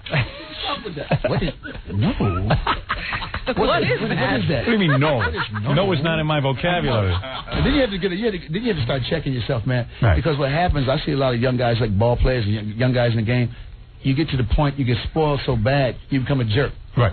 So you start going like, knowing you messed up. Right. Do you know who I am? When you say that to somebody, right. You know who I am. Yeah. You have just gone to the lowest level of celebrity that you know. What's wrong with you, woman? You don't know who I am? Don't you know? Or you go like this. You know I got a Mercedes. I've seen guys do that. And I go, don't, man. Don't think. If your movie didn't get it, if the movie didn't get it, man, your movie made $100 million, don't tell her you got a car. Right. Let it go. There's Former over there looking at you, man. Let her go. Let her go. It's true. Why are you lying? And a man will pursue that one that doesn't want him. Right. When you really don't know me. Yes. And you start pulling out your ass. Look, they reviewed my movie. I'm that guy. Yeah. I can relate to that. I was going to say, does any of this sound familiar? Well, I've been in scores, right? And now here they are strippers. Okay, they're strippers, and they're there to entertain you. They're naked already. And they want your money. And they want your money and everything. And everything's all set up. And still, I got to impress them. I sit there, I swear to God, each time I'm getting a lap dance, I go, how you doing, Howard? I go, oh, good. I'm really tired from promoting my film. Now, I gotta, because maybe they don't know. I got to make sure, because I know deep down inside I'm worthless and I'm a piece of garbage. What is it? And a man, I think what happens to a man, he still knows he's that little dude from wherever he came from. Yeah. And he goes like, and you know what you say to yourself? if I lost all this tomorrow, would this girl here be talking to me? You go like, no. No way. Because there's another rich dude that would have snatched it. No, it's true. When you broke up with your wife, you probably said, wait a second, she loved me before I became anything. She was there for me. That was probably hard to give up. She's the only person I could trust. I've gone through all this. I go, my wife, she's the only person I could trust. She was there before everyone. And I go, who cares? So what? I'll trust other people. You know, it's better to get laid. Please. Now you go through that weird thing, though. After you leave somebody who knew you before, everybody else you don't trust. You're like this. Hey, you can stay at the house tonight. But you got to get out. You would never get married again, I bet. I could, man, how can somebody say, I don't care if you didn't have money? Right. You know, I'm like, hey, you say that. Yeah. As we sit here. Yeah, where were you? And we're riding in a car that works. That's it. But just a few years back. I've even tried to convince myself. Wait a second. I've even tried to convince myself. Hold on one second. I got to just tell you this one thought. I have tried to just convince myself. I go, you know, but like if I was with a woman now, but you know, now I'm more confident, and but I just realized I'm the same guy. But the point here is, Rob, I know you still believe there's women out there who want good guys. No, I know you believe there's women like this. I don't care if a man's rich or But poor. my point is, why shouldn't a woman appreciate you for what you have and what you've done? But the thing is, then quit saying when y'all get with each other, you know, money. See, y'all lie so much. Men are pretty honest. Men are like this. We want to get over it. We will do what it takes to get over it. Right. You think they would sell a Porsche if we couldn't get us a woman? Right. You think we go buy a Porsche because, like, man, it's a nice car. It's got this kind of power. We're going like, man, women are going. The first thing you do with your car is ride to where a bunch of women are. That's right. You go, and stop like this. And, hey. I go to high schools and blast Led Zeppelin on the stereo system. That's why you buy the Porsche. That's right. You're saying you will never be able to be with another woman because you have things? No, I said as far as getting married. See, married he's got it too good now. Because married means they can take it. Right. See, there's a difference between hanging out with somebody and married. You'll make it back again. No, that's it. Oh yeah, see, the Mr. But even like I came back. I'll write another book. He came back. I feel so sorry for actors like this. You see him, man. He's breaking up with his wife. He's got another woman already. I'm going like, man, take a year off. Yeah, right. The first one's still taking the money. He's still taking the money. Yeah. And he's got another one, and she's pregnant, man. Yeah, I was surprised. Like Jim Carrey was with Lauren Holly right away. I mean, he got rid of his wife. The whole thing was over. If Lauren Holly had gave me the phone number, I might have been converted too. Yeah, you think so, huh? But don't you want to? The man I admire is like a Johnny Carson. Yeah. He'd just blow millions on a divorce. Johnny would just go to the beach. Johnny was a fool. I always said it, and I'll keep saying it. You admire Johnny, but Johnny's sitting there on the couch right now. I don't know why. I fall for this. But see, now, but what you're saying is enjoy the buffet. I mean, see, as you get older, it can change. No, when a man gets 50, you don't care about getting used. Right. Like, I was there in the game for a while, and I had her, and I got pictures. Right. See, that's all you want when you get about 50. Just want to be in the game. Right. Now, this is called Sinbad's Guide to Life, Because I Know Everything, and then we will learn about you. We'll learn about your early childhood. You grew up in Kansas, right? No, I went to the Air Force in Kansas. I grew up in Michigan. Oh, you grew up in Michigan? Yeah. Oh, I didn't know that. Because Jackie's been trying to act like he knows everything about you. You know Jackie, right? I Jackie just goes, remember grew up in Kansas. I just remember them mentioning Kansas, that's all. Man, Jackie Martling was the only. I mean, we were in Tampa for the Giggles Comedy Club. Yeah. And I saw the ultimate business comedian. I had never seen a man like this in my life. He was Jackie, my joke man. He had his joke line, and he would beat the audience out and sell tapes. And before he got off stage, I said, I've got to do this. Excuse me, would you explain to him once and for all how tacky that is? That like when you're a stand-up comic, you go out on stage, shouldn't you have some self-respect? We thought that was cool. We were all sitting in the room. I was Jackie. I was trying to make little knickknacks. I was going to my room. I'm going to make some knickknacks. I'm going to sell stuff. He's making money. You're making hats, whatever you can. Sinbad hats. Jackie has garbage he sells to the audience like you would not believe. And has no shame. He'll go out there in front of the audience and stand on stage and sell it. You know, here's a famous story. So Jackie, of course, has worked with everyone. Everyone has passed him by, as you know, as you did. You used to open for Jackie, now you're a headliner. Right. But wait a second. So Jackie knew Eddie Murphy early on. Eddie turns to Jackie one night and he goes, it's legend. He goes, Jackie, you know, I don't know. I can't get anything going. Could you help me make a record album? Jackie got albums? I want to have an album. Wait a minute. I remember that, man. Do you? I remember that when Jackie helped cut it. Because Jackie, Jackie told Eddie no. And he said, no. He says, I'm busy. Is he working on And his of course, own album? you know, Eddie went on to super success and might have. You can't get a piece of that, Jackie. Yeah, you dope. I swear I told him I didn't have time. Jackie told us that too. Right. I said, Jackie, how you make knickknacks? I just want to know how to make knickknacks. I said, Jackie wasn't passing anything. Jackie said, man, oh, you can't make knickknacks. Yeah, make them. Well, you don't know how to do it. It's special. That's good, Jackie. You helped all the right guys. And he had a joke line. He would write on his room in the comedy condo. Remember back in the day of the comedy condo? Headliner got the room with the bathroom. Right. You could walk in. You would walk in the comedy condo. You knew what room to take by what position you had on the show. Right. Open the act. You slept on the couch in the living room. Right. Middle act got the other small bedroom, and the headliner got the room with the bathroom. Right. The nice room. And you just wait for him to show up to see if he didn't want the room, so you go move into it. And Jackie had on his wall all these papers with jokes. Really? Because he had a joke line. I said, what are you doing? He goes, they have jokes. I said, how do I do that? Oh, yeah, okay. And then he would mumble. Yeah, right. I said, Jackie, how you do the joke line? Oh, yeah, you didn't get line. Well, he don't want to share his secrets with you. Right, he wasn't giving up on anything. You know, look at him. He's a mogul. All right, anyway, Sinbad's book is Sinbad's Guide to Life. This is in the stores right now. What are they giving you, the heave-ho? Uh-oh, he's busy, Uh-oh. busy. That went pretty Gotta fast. make his next I had a bunch of questions written down for you, but I never got He's going to touch my neck, man. You can't kind of close over here. Yeah, hug Sinbad. Sinbad's Guide to Life, Because I Know Everything. This is the new book out. Sinbad's a real funny guy. Check out his HBO specials if you don't believe me. They're really good. Oh, and check out his movie. You got to tell the people now, because, you know, the word's out. We got to get this thing over with. Howard goes on the air saying that Sinbad is the world's nicest Negro. That's right. Yes. And know what the funny part is? Yes. White people walk up to me and think that's a great compliment. And that is the scariest thing about America. Yeah. People go to me, Howard loves you. When are you going to do a show? Yeah. I said, y'all, when a white man says you're the nicest Negro. I'm never doing it. I said, that's not a compliment. It's kind of an inside joke. Really? No, I was commenting that you seem Don't like. try to fix it. Well, I'm not trying to fix anything. I said, I went on the air jokingly and said, I know what it's about. I said, I said, it's a joke and I know what he's doing. And I said, it's cool because I'm a comic. Right. So people think, comic. If a comic gets mad at another comic, that's a comic with a problem. Right. And comics, you're the first one to get mad if you insult them. You know this? I know, Jerry Seinfeld. So you insult them like this. Right. They like put their head down. Yeah. They have no sense of humor. But white people go to me like, he loves you. We want to live next door to you. Calls you a nice Negro. I said, no, see. You're not getting it. He said, why can't all black people be like Sinbad? I said, Sinbad, I want all black people to be like you. You are a role model. And they said, and then they find out you're funny and kind. When they find out the militant side, then they go like this. Because in Hollywood, when I'm like demanding, I don't like this militant thing you're getting into. into. They're like this. Yeah. They didn't know because they thought I did clean comedy. They listen to me. I did clean comedy. We thought you behave yourself. And then you're sitting there fighting for like, I need black extras, I need this, I want a black limo driver, I want this, like this. He wants black people. I didn't think he would. He's not like the others, but he wants black people. He's a not so nice Negro. Yeah, so they start having meetings, man. And you walk through the hallway, and then I go, hey, no more like this.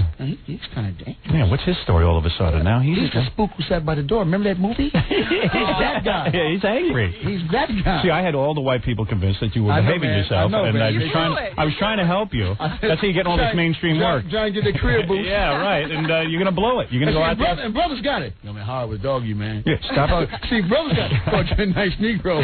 So brothers would walk up with one reaction. Man, he called you a nice Negro. You gotta straighten that out. And the white people like this. But that was nice. Nobody gets it. They didn't get it, man. Well, Sinbad, the Guide to Life, go get that. It's the new book, and it's Because I Know Everything. It's a real funny book. You'll have a good time with it. I am writing a new book, Sinbad, How to Be a Nice Negro Guide. I would buy that. For white people. I could recommend that to white people if you put that out. How to Be a Nice Negro. Don't be hostile to that. Yeah. And you know what? Keep that nice image. Everybody's comfortable with it. There's a lot of money to be made with that nice image. Don't be demanding black limo drivers and stuff. All okay? Right, all right. Anyway, Sinbad, he's here. And go buy his book, okay? It's a Guide to Life Because I Know Everything. And thanks for coming on, Sinbad. We appreciate it. It's great to have you here. And we'll be back right after these words. These words. We'll return to the Howard Stern Show after these messages. Fort Worth Dallas. Here's Grandpa Al Munster setting the tone for a Howard Stern Freedom of Speech rally. First of all, I am so happy that we are all here together. I mean, that is beautiful. That's beautiful. It's beautiful, man. And we all know why we're here. Why is that, Grandpa? So you can get young boys? No, why is it? Why is it? Why are you here? We're here because we all have a purpose in being here. And that purpose is to say, the FCC. All right, Grandpa, get out of here. Grandpa. Oh, man. Oh, man. And they call us outrageous. I don't know. We're going to go sedate Grandpa. And he's a lively old coot. Now you're listening to a young coot, Howard Stern. Younger than him, anyway. Hey, now.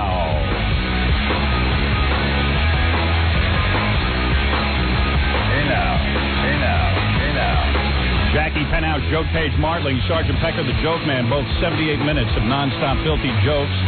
Only $12 plus $4 shipping and handling. CD or cassette, buy two, get one free. Call 1-800-323-KING Saturday night. Lots of knickknacks over at Club Benet, May 17th. 2 shows in Sayreville, New Jersey. For information and brand new jokes, visit JackieJokeman.com. From the home office in Wahoo, Nebraska, here's tonight's top 10 list. Have we done the thing?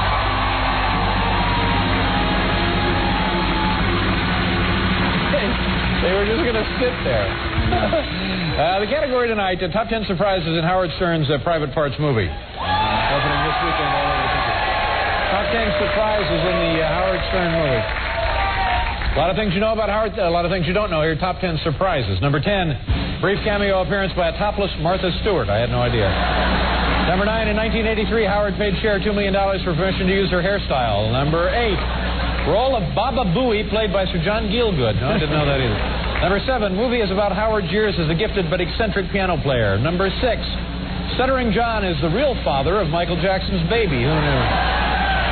Number 5, as a youth, Howard was a dead ringer for Urkel. Number 4, shockingly violent scene in which Howard is nearly beaten to death by Casey Kasem. Number 3, the fact that I, Dave Letterman, got to be in another movie after Cabin Boy. Number 2, in a surprising twist of events, it turns out that Howard sort of digs lesbians. And the number 1 surprise in Howard Stern's Private Parts, Howard's father, Darth Vader. There. Wow. All right. There you go. On Robin, before I get to your Jeopardy appearance, which I want to play a little of, I want to... That's just a little sound I can make, but... There's a...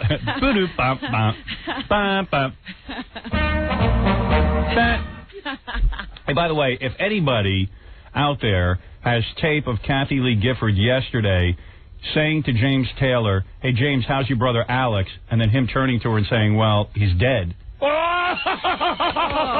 If anybody has tape of that, please call it in. Let us hear it, and I'll give you tickets for the Rainforest concert tomorrow night, which is really going to be good. You got Stevie Wonder over there, Sting, Elton John. Who else is on there, Bill? James Taylor. Shandling, I thought. Gary Shandling? Wow. Bonnie Raitt, you're right. Great show. He remembers the lineup. Great show, great show. You're going, right? Mm-hmm. Yeah, I'm not going this year because I got to go to bed. Yeah, man, all the boys are going except for you. Yeah. Aunt Robin's taking us out. You taking your wives or are you going solo? They're trotting out the wives and everything. Yeah, I want to go solo. My wife won't let me. Oh. Sneak out. Sneak out. If anybody has tape of that, call it in to us, and I'll give you a pair of tickets for Rainforest concert. First person to get that to us, because we want to hear that. That sounds kind of funny. They say there was a big dead pause. Yeah, long silence. Yeah. Before somebody said, well, let's move on. It's kind of funny. On our phone right now is Susan, who claims she can do something spectacular. She has a spectacular talent. Susan, is that you? Yes, it is, Howard. How you doing? Hey, baby. How are you? How did you discover this talent? It was innate. Innate? Yeah, it was just born in me. All right. So you're saying that you can pass wind through, not through the buttocks, but through a different the most private of parts of your body. Yes. How does the air get in there? I suck it in. Yeah, she sucks it in. Yeah. She's quite a talented gal. And you've been doing this since childhood? Yes, I have. All right, can I hear an example of this? Now, what are you nude right now? I have just panties on. Big smell? No, it's odorless. Really? Yes. Sure, that's what you Really, say man? Yeah, you're not the guy. All you girls think you're odorless. Really, take a shower before you're with a man. Oh, stop. That's all girls, or a bath or something.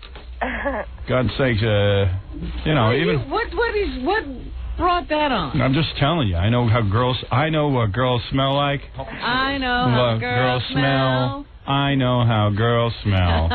I know how girls smell. Girls smell just you.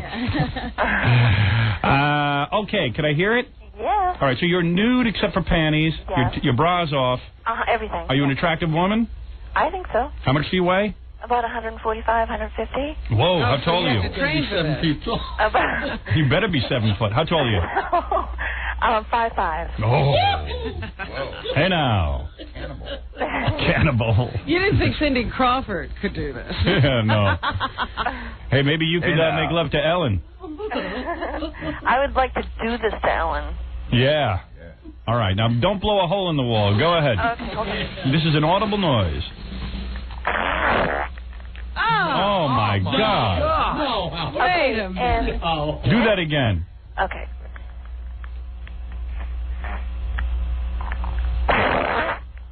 Wait a second. Wait. That's coming out of you know where? I'm going to say your name while I do it. Okay? Okay, that'll be cool. Okay.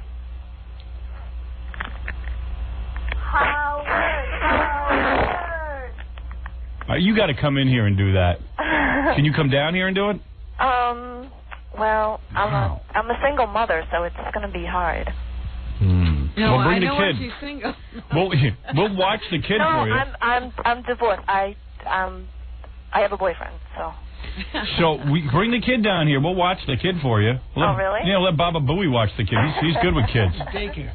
Yeah. Kids like him. I got to see that that's for real. Yeah, well, it is for real. It's. I can't believe. Yeah, it could be a. Can I hear it one more time? Sure can. You can hear it as much as you want. Thank you.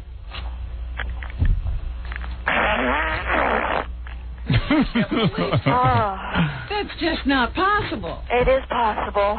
What is it, Gary? This woman is so out in left field, Howard. So she was telling me some stuff that she's done other than this. Yeah. She once on a dare ran up to a priest, lifted her shirt and her bra up, and said, "Look at my blanks." Right. Look at my breasts. Right. Yeah. With the T word. Right. And she claims at one time her poodle. Oh, I can't even say it. A poodle had sex with her? Well, sort of. Not the regular way. Oh. Poodle was hungry? Yeah. I was drunk. Was the poodle drunk? I was young. How old? 19. Oh, that ain't that young. How old is your child, and where are you? I'm at home, and my son's at school. He's 6.5. Oh, you got to come down and do this thing for her. Let me hear it one more time. Okay.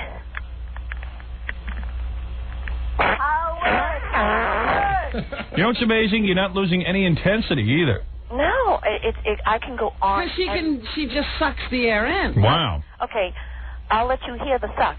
Okay. Okay.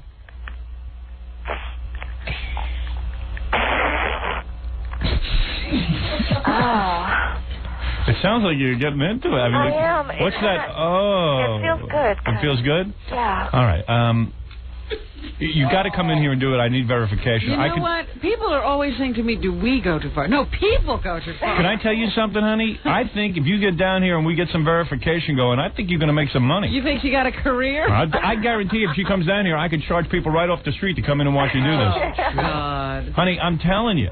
I need the money. I'd like to do a little carnival, like a freak show. I'd like to get together with. Well, who else would you have in it? Just her? Vinnie Mazzio, who burns his penis. Her, what she does with her private parts. Woman with no arms and legs. And the woman with no arms and legs who eats. Celestine. There's a crew of freaks. Crackhead Bob. Make a side show. Wow. She might be the freakiest. Pièce de résistance, huh? Where do you live? What town? Near Boston. Near Boston? You got to get in here tomorrow. You got to get in here. I'm telling you, I smell career. And really? Wow. All right. It's your decision. Okay, well, let me talk to someone, Okay. Hold on. Here's Gary. Does she do that for her boyfriend? Sure. Yeah, I of course. do. Any man would love that. Oh, he does. He thinks it's hilarious. One last one. Yeah. Oh, okay.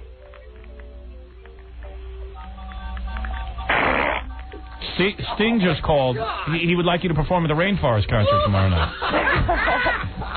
You'll be the surprise. If I played music, could you do it to music? Probably, yeah. Hold on a second. What song do you like?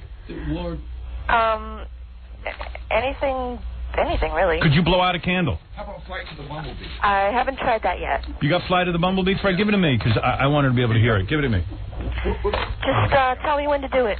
Hold on, I'll let you hear the music. 1 second. Give me a second. I can set this all up. Okay, here we go. You ready? Yeah. Okay. All right, you can hear the music and then just wail. Okay. Here we go. Okay.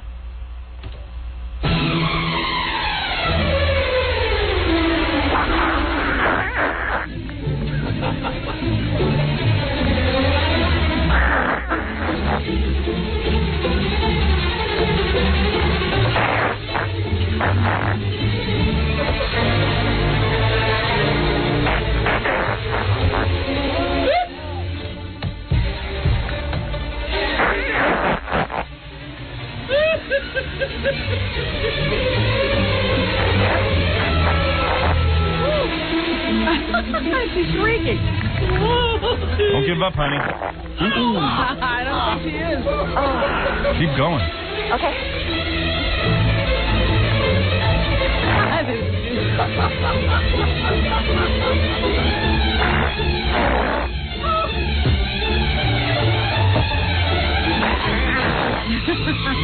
Poor Sinbad. We already forgot him. He was good. Oh, my goodness. He's eclipsed.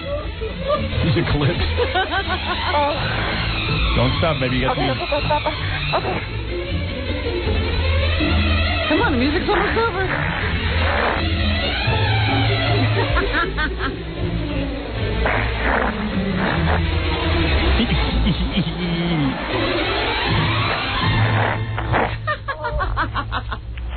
Wow.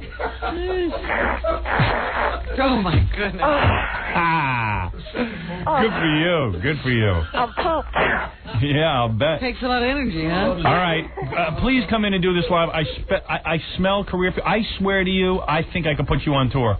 I'm not kidding. I could put you on tour. Really? Yep. In what cities? I bet you I could get you to make personal appearances. Stipulations. What cities? Honey, personal appearances. There's tons of money. Ask Crackhead Bob. Really? Yep. Just come down here for verification, okay? Okay, well, could I talk to someone? Yeah, hold on, please. Okay. Want to speak to a mental patient. All right, someone's ready to win Rainforest tickets. Oh, yeah? Eileen? Yeah. Hi, how are you? I am great. Okay. I'm really excited to win these tickets. Yeah, Rainforest is going to be a great show. Sting, Elton John, Stevie Wonder, James Taylor, Bonnie Raitt. Yeah, I'm a big Sting fan. That's the only reason I have this on tape because I would never watch this show otherwise. Right, because Sting was actually on. No, actually, so James Taylor was on. Looking so uncomfortable, and so was James Taylor. Trudy was the only one selling her heart out. Yeah. And I thought the show was mostly sold out just from us announcing it.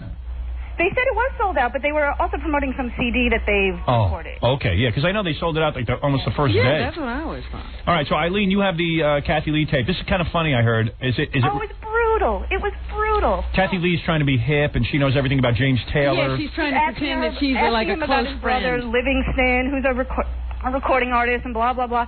And so it's going through his whole family tree without knowledge of anything. Right, and so she says, so how's Alex? And then, of course, James Taylor. Well, let's hear it. Okay, here we go.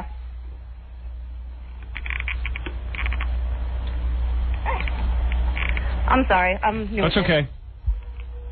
Working and playing and, laughing and crying and living and dying. He's great. He's doing It's great. just another day for him. It probably is just another day. He has an amazing, speaking of energy, a boundless amount of energy. So Great wit. all fired up. Yeah. And Kate? Kate, very, very well. And Alex, how's he? I wish I could say he was well. I'm sorry. I'm sorry. Yeah, Alex died about 4 years ago. I didn't know. Well, is Kate still singing too? yeah, Kate's singing. She's doing Do you great. guys do reunion things ever? It's not. That was really it. The uncomfortable silence. Yeah. The most uncomfortable silence. I want to see her face. Oh, I'm so sorry. I'm so sorry he's dead. Eileen, you've got Rainforest tickets, okay? Outstanding. Thank you very much. Yeah, thank you.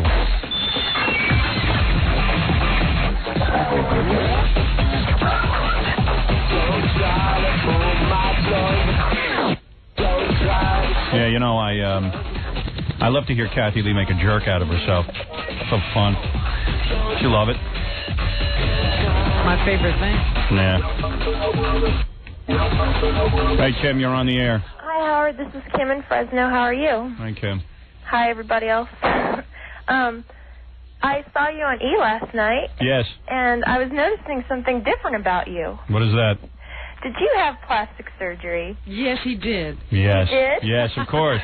That's why I'm so gorgeous. What the hell are you I talking have about? plastic surgery. No, Robin. Okay, wait, listen. What kind of plastic surgery? Okay, your nose, don't take this the wrong way. Your nose isn't hooked down quite as much as it used to. It's the way they shot you. It looked really good. It's probably the way they shoot me because I am a stickler. Do you know that I go back to the E! room every day and have them change camera angles so that my nose... Yeah, I think he's back there discussing You get show like Barbra ideas. Streisand over it? Yeah, I go Barbra Streisand over it. I actually have them like shoot it from a 3/4 angle, and I have them. Now I have the camera almost through the ceiling. Yeah, it's always in another room. Yeah, no, I haven't had any surgery, but I'll tell you something. Every day I stare in the mirror and I go, yes, I have to do it. I was just reading the National What are you Enquirer. just talking about? A facelift? Or I mean a facelift. I know. Jesus, do I look that bad? Oh, stop it. What? I talk about the nose job, yeah, and then sucking some of the fat out from under here, under my chin. So, see, you're starting with the other stuff. Yes, yes. As a matter of fact, I was reading in the Enquirer that Mariah Carey had a nose job. And it looks like she did And from those pictures. Do you doesn't think it? so? I think it looks great. Yeah. I think it looks really good. I think how they do them now is really good. The only thing that scares me at this point is not the pain, not the discomfort, but the idea that perhaps my voice will get like hoarse or tired. And then, maybe... So what? So what? Who cares? It's true, but this is the Joan quality... Rivers is working with a hoarse voice. Yeah, that's true. It looked really good. Yeah, it could look... I could almost be handsome if I had enough work done on me. I could almost erase all my You could genetics. be Sammy Gravano. Yeah, Sammy the Bull looks great. Howard. Yeah, Can I ask you a weird question? please. What kind of hair care products do you use? Well, that's interesting. I go to a place called... what's the name of that place where they said I was going bald and I had to go to, but I'm not going Forget bald. the name of it. It's a I bet what happened, I remember because your part used to show, Yeah. I bet you're just using better product now because that makes all the difference in the world, so. No, I wear, what do you call it? What it's called? Philip Kingsley. He has a whole line of conditioners and stuff and that kind of thing. All right, well, you look good and everything. Really? Thank hey, you. I've got some, because I know you're a big fan of Porno for Pyros and everything, and Jane's Addiction. If you want to hear a good CD, go get their Live and Rare CD, Jane's Addiction. Okay, enough of the har. I got, Speaking of which, I was listening now. The Delsner group is suing the Meadowlands because they threw Marilyn Manson off the Ozzy Fest. Yeah. Good. And on the news report I heard, they said that Marilyn Manson was an avowed Satanist. Is that true? Not that I know of. I mean, I don't know the guy. I just like his music. Yeah, an avowed Satanist? I don't know. That could be a lot of bull. That's Yeah, like I Ozzy thought was that supposed to be a Satanist. Yeah. And But, I mean, not that I care about anybody's religion, but I just avowed. I kind of think believing in Satan is almost as kooky as believing in Santa Claus or It's the God, for same that matter. thing. Yeah, I mean, it's how do you know any of it's real? How do you know? I mean, you hope that there's a heaven and all that, but man, that sure does sound like a fairy I don't tale. even hope there's a heaven. Who wants to spend time with most of the people we've met? I for do. the rest of eternity. I do. Why? Because supposedly when you go up there, they're just beams of light and they're real intelligent. Oh, I see. They change. Yeah, they get real smart. They somehow get enlightened. They're better than they are down here. Yeah, that's what they say. Doesn't it? I mean, the more you analyze it, doesn't the kookier it sound? I mean, so if a guy's into Satan, fine. I mean, it's about as kooky as a guy into God or anything You don't else. want to be with most of the people you know now. Yeah, I mean, you know what I'm into? I'm into behaving myself. That's my religion. I'm into, like, taking care of responsibilities. That's what I'm into. That's my religion. That's about it. That's the only thing I believe in. Crappy too. Yeah, I mean, it's a drag. It's probably the most. It's probably the hardest religion of all. It's a lot safer to believe in it's something. easier to just make a bunch of mistakes and then say, God, please forgive me. Yeah. So what can I tell you? Hey, you want to? Let me take a short break here, and then I can come back and do the Jeopardy thing. Let's hear how Robin did. Robin was on Jeopardy last night. If you missed it, I'll give you the recap right after these words. More to come when the Howard Stern Show returns in a moment. 97.1. The Eagle, listening to The Howard Stern Show.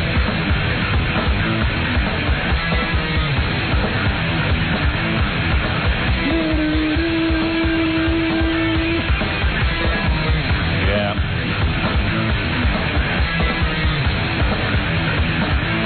I'll say.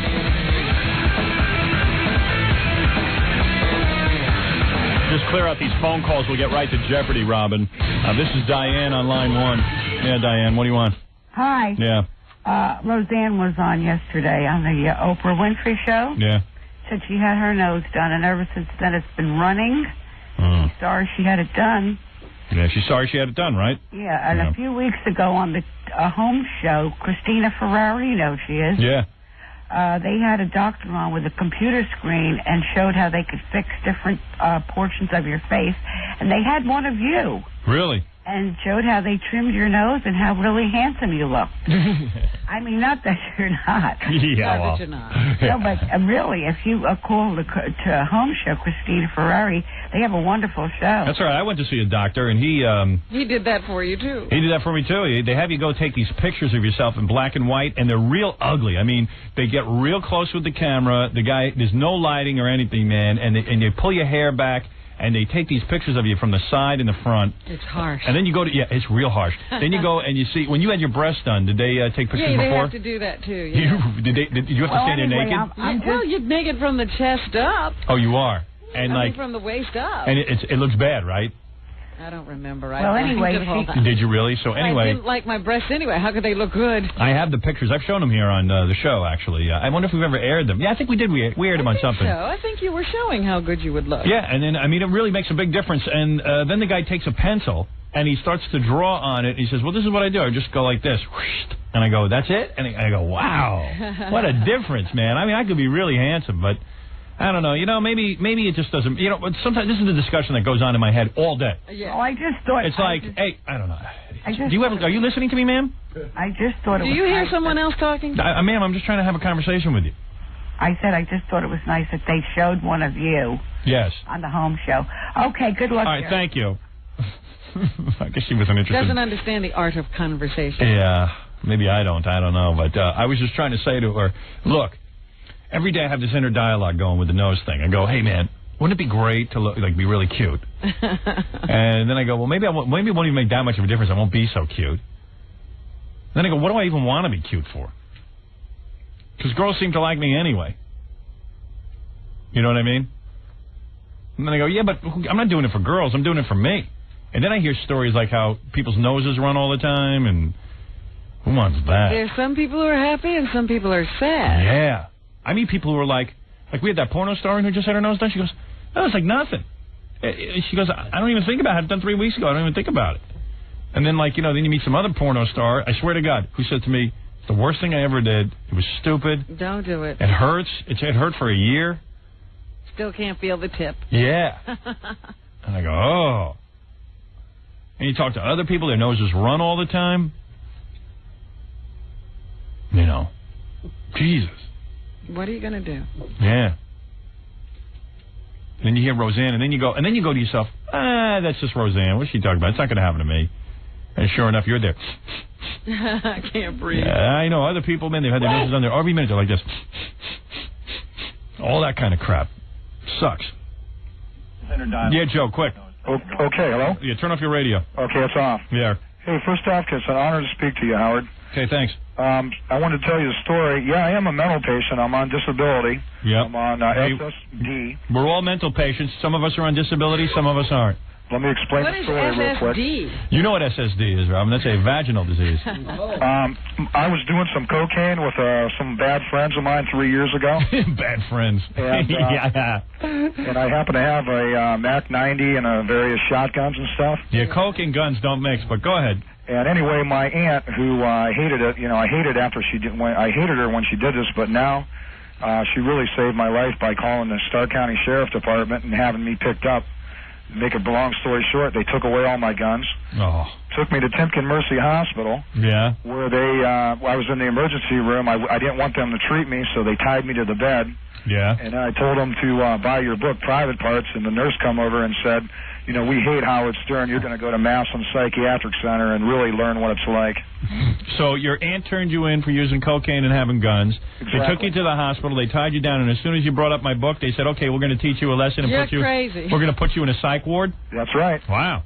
You are crazy. I used to work at Antenna Specialist. I was the senior technician on day shift. Yeah. I trained all the people on how to use Hewlett-Packard spectrum analyzers to tune cellular trunking equipment. Yeah. Gary's got my resume. Well, what do you want from me? I'd like a autographed poster, and I'll fix any broken equipment you got for $1 if you throw in a Jackie CD. Oh, man, this guy wants a lot. That's all right. We'll pass. Okay. Thank you. You're not going to give him an autographed poster? No. That's all he wanted? Nah, I don't want my picture hanging up with that freak. Sitting there with his coke and his guns. Guy went to a mental hospital because he mentioned I don't want any mental hospital guys because they start to obsess on your picture. You know, we get letters from prisoners every day. Robin knows this. Robin gets about 20. I get about 10 or so from prisoners asking me for picture requests. You know, they want they want a picture of me. And I say, wait a second. I mean, in prison. Guy's got nothing else to do. Yeah, this guy's going to be obsessing. He's going to be in his cell 23 hours a day, 1 hour to get out and shower and go to the bathroom and get raped. The rest of the time he's with you. The rest of the time he's staring at my picture. What do you think's going through his mind? Love can turn to hate. I can say the wrong thing, and there it is. Sure. I don't need that. I don't need it. Not interested in sending my people write requests. You could write here from today till tomorrow till the end until hell freezes over and request pictures. I don't send anybody any pictures. I throw it right in the garbage. I ain't sending you no picture. What does it get me? Oh, you gonna be a big fan? Who cares? Get cocking off and yum. That's what I say. But I especially love the prisoners. Oh yeah. Please, one person had the nerve to request a life size. Yeah, that's right. In prison, a me nude. Yeah, you got that right. Life size photograph. Yeah, that's what you're going to get. You're going to get a life size photograph in your dreams. Broadcasting from the top of the Howard Stern building. Yes. You're listening to the Howard Stern Show on the Stolen Vehicle Police Recovery Network. Yeah, we're on the Stolen Vehicle Police Recovery Network. We're traveling through the country with this radio show. Our newest markets, Minneapolis, St. Paul. We're on Charlotte, North Carolina. Yeah, and let me just say something. I haven't forgotten about Minneapolis, St. Paul, and that imbecile who rips me off on a daily basis. In fact, I haven't forgotten about Columbus, Ohio, WBZX, and I certainly have not forgotten about Charlotte, North Carolina, where Joe Bob and Billy, the very effeminate-looking Billy, is on the radio. And douchebags. I had the pleasure of seeing him. I got the picture, and it's quite frightening. But now I have to turn my attention to Jeopardy last night and Robin on there. Let's give it a listen and see what's going on over there on Jeopardy. Robin lost, but she didn't deserve to. You didn't embarrass yourself, though. You did real good. Here we go. Let's see if I can hear anything on this tape. Baba Booey set this up for me. Lot of leader tape. Good, okay. Well, I see that it's... Here it is. From the Sony Pictures Studios, this is Celebrity Jeopardy! I wonder why they say it's at Sony Pictures Studios. I guess that's... Maybe they get a break on the rent or something? Do you think they're trying to be cool? Like we're at the Sony Pictures Studios? Like maybe they're trying to Hollywood it up? Now entering the studio are today's celebrity guests. Before he became a mainstay on CBS News this morning, he actually took and passed the Jeopardy contestant test 12 years ago. Please welcome Mark McEwen. Ringer. Yeah, why is he with us? Yeah, did you hear that? He passed the regular Jeopardy test. Put him on regular Jeopardy. Robin gets stuck with the one guy who's a super genius. And he didn't know any more than you. He just was better at ringing in on the buzzer. He just knows the game really, really well. Yeah, you'll see. From the hit movie Private Parts, she was an Air Force captain and nurse before becoming the most popular female personality in radio today. Wow. Please welcome... Is that true? Robin. Yeah, I think so. Who's more popular than you? Name another female radio person. But it sounds pretentious and crazy. I was like, geez. Hey. Certainly pumping me up. Yeah, believe me, you had a big smile on your face. You didn't look like you hated it. You should have said, and also an equestrian. Noted equestrian. Why do you have to bring up the Air Force? I don't know. That's absurd. You know, Alex likes those obscure facts. Yeah. Alex is such a stiff. Wait till you hear him on the celebrity interview. You never heard a more disjointed interview. I notice you've been practicing. From Men Behaving Badly, you rightly remember when he was just making copies on Saturday Night Live. Are you a celebrity when they gotta describe to you who you are and people are still like, who's that guy? My wife was like, who is he? How he made copies on Saturday Night Live? Oh, yeah, I don't watch that. Please welcome Rob Schneider. You know, if they got to poke your memory that much, I say you're not a celebrity, okay? So off the show. Yeah, off and Z. And now, here is the host of Jeopardy, Alex Trebek. Trebek. Thank you, Johnny Gilbert. Hello, ladies and gentlemen. Johnny Gilbert. And welcome again to our Celebrity Tournament, or what we affectionately refer to here at Jeopardy as our annual exercise in humility. I don't know if I want to go through all of this. Let's get to the game. Yeah. Let's go through it. What the hell? There might be some comedy there to be mined. As some of your favorite performers put their egos completely aside as they try to win a lot of cash for their favorite charities. You ready to go, guys? Okay. Good luck. Take a look at the board. Here comes the Jeopardy round for you. Clues are valued from $100 to $500 in these categories today. Single-named singers. Rivers. I got that one. American Revolution. I got that one. Travel basics. I'm all over it. You Got Nerve. Yeah. And finally, MDs. And the MD, in quotation marks, means... See, Alex was getting annoyed, and so was I already. Well, yeah. Yeah, because... You know, I want to see the game. And Jeopardy players want to see the game. And Rob Schneider isn't all that funny. I mean, that was funny to say that once. And then he says it through the whole show. And you saw Alex shot him a look like, you annoying gnat. Shut up! Shut up! Shut up! Well, Alex did say he was worried about getting to the game. Yeah. Means that those letters will begin the two words in the correct response. Rob, you go first. Well, how come Rob got to go first? Because he's an idiot? I don't know. Yeah, he's a white guy. A white man gets to go first. Well, let's see. We have two black players and a white man. Let's go to the white man first. White man, you go first. Yeah, you go first. I would love to try single-named singers for 100, please. I'm sure you would. Here's the clue. Don't cry for her. She won a Golden Globe for Evita. Mark. Who is Madonna? Well, you knew that. Of course. Yeah. He just buzzed in before me. Let's go to Rivers for 100. Answer. Ancient Greek historian Herodotus said, Egypt is the gift of this river. Mark. What is the Nile? Yes, select again. Knew that one, too. He's killing us. He's killing us. I got $200 so far. My buzzer doesn't work. Let's go single-name singers for 200. Answer there. A video daily double. You needed a daily double. Yeah, I didn't get any of that. You were at stuff. $5,500. I was like, oh, if she'd gotten the daily double, she would have bet it all on one. Yeah. Waste that one early, Mark. Waste it early, baby. That's it. You can risk up to 500, Mark. Let's go 500, Alex. All right, a $500 video for you. Big man. This singer seen here in concert is the subject of a 1997 film. Maybe for you. Who is Selena? Selena is right, and that takes you up to 700. You're the only one with money. Go again. I just have to say, I feel a lot of love up here with the three celebrities. Let's go for single-name singers for 300. You're going down, Mark. Her mother and former partner, Naomi Judd, has sung harmony on some of her solo albums. Robin? Who is Winona? That's right. Select. Single name celebrities or singers for 400. This star of Moesha shares her name with a potent potable she's too young to drink. You knew that. Yeah. Mark. Who is Brandy? Right. Let's finish up the category, Alex. Gypsies, Tramps, and Thieves was her first solo #1 hit. Robin. Who is Cher? Correct. And that $500 takes you to 800. Takes us to our first commercial. What's wrong, bro? I got a problem here with wine. He was funny there. He pulled out a buzzer with the wire disattached. Or I thought Alex was going to have a heart attack. He doesn't understand it's a joke. We'll have to get his buzzer fixed. Wait, you know what's next? The interview portion. Oh, you got to hear this.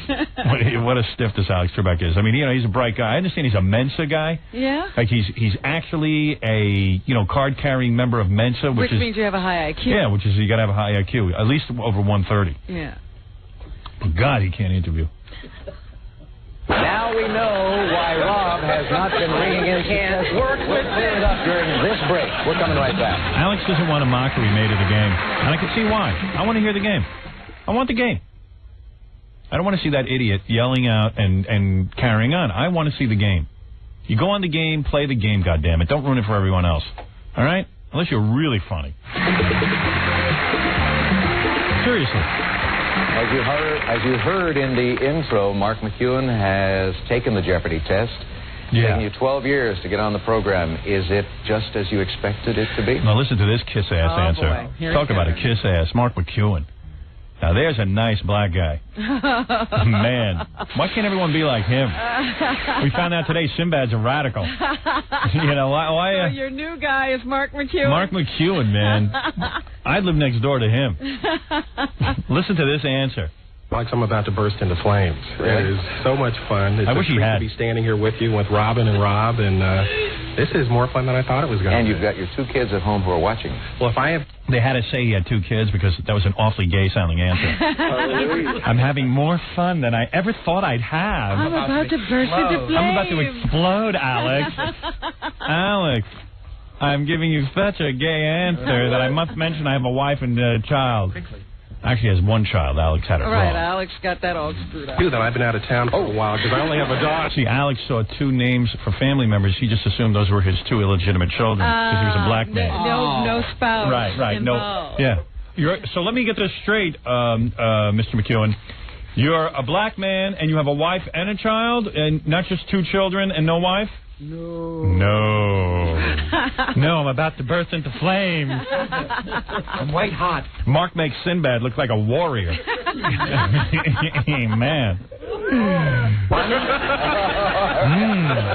My daughter Maya is at home watching. And your wife is? Judy. But she had the penis. No, Judy, Mark is straight. Yes. I should go on and say that. It's just, it was a very gay-sounding answer. It really was. I'm just about to burst into flames, Alex. Oh, good. Where'd that come from? I got to hear that again, man. I got to hear that very gay answer. Because if you ever hear me sounding like that... We have to take that off. Yeah, Whenever that's you start to sound gay. Yeah, that is Alex, so good. I'm about to burst into flames. And Alex don't sound all that masculine either.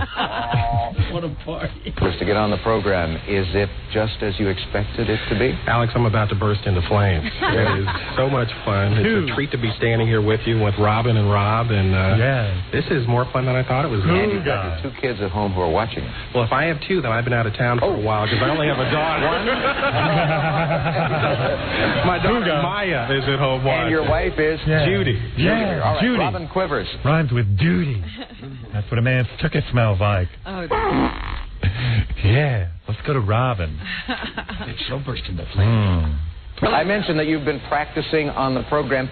Now, you have experienced something this year that some of us have to deal with in show business, and that is you have lost your anonymity for years. How many years were you on the Howard Stern Show? Oh, I've been on for 16 years. 16 years. Yeah. Now all of a sudden you're in a hit movie, and people recognize you everywhere. But Alex, she's been pretty famous. I was like, Alex, wake up. Get into the 20th century. You see how he can't... Did I tell you he can't answer it? He asks a question for 20 minutes. Now, I don't mind a 20-minute question if you're Charlie Rose and you got a whole hour. Uh-huh.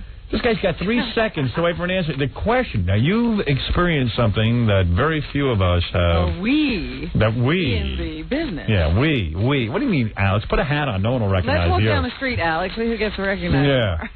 You dick. It was almost an insult.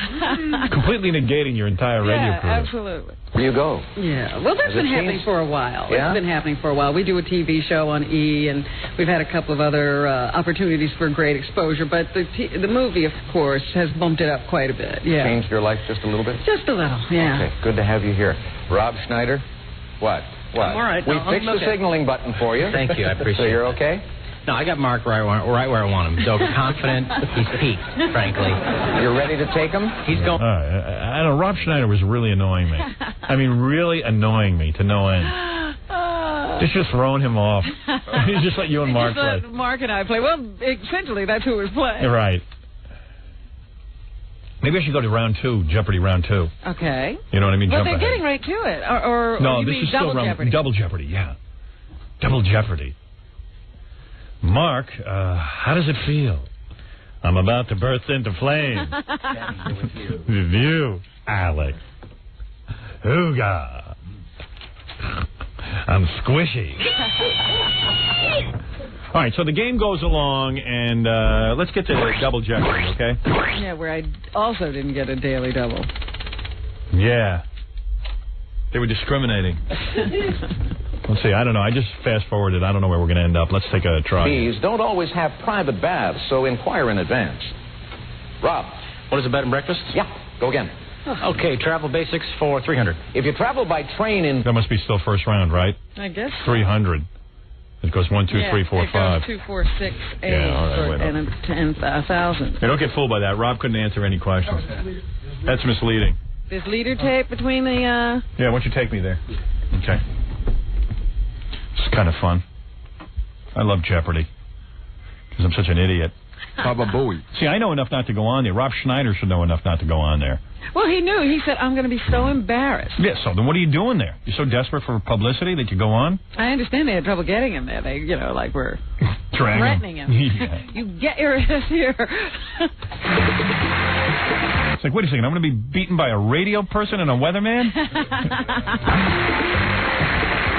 Welcome back. The players are very eager to get into Double Jeopardy, so let's do it right now. Dollar figures popping into the screens. We have 2 of those daily doubles in the round. And here are the categories. First, Ancient News Bulletin. There's a winner. Entertainment Awards.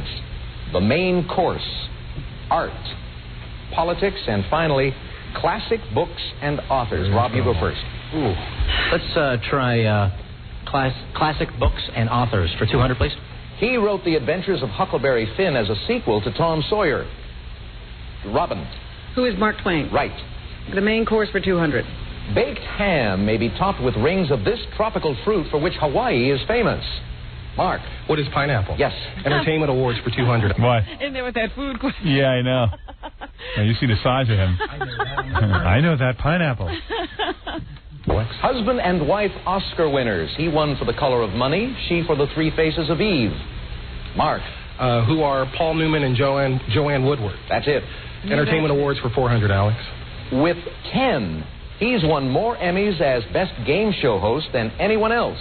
8 more than you know who. Rob. Well, you know who. That's my... Okay, take the points off. Why did he buzz in? Who's Bob Barker? You're correct. Let's go Entertainment Awards. Mark he laughing. It must be Alex Trebek. Right. And then when he said, but except for you know who, he realized, uh-oh. You know who was. Yeah. I'm in trouble. Right. Does Mark McEwen have a white wife? No. You know that for a fact? Did you meet her? No.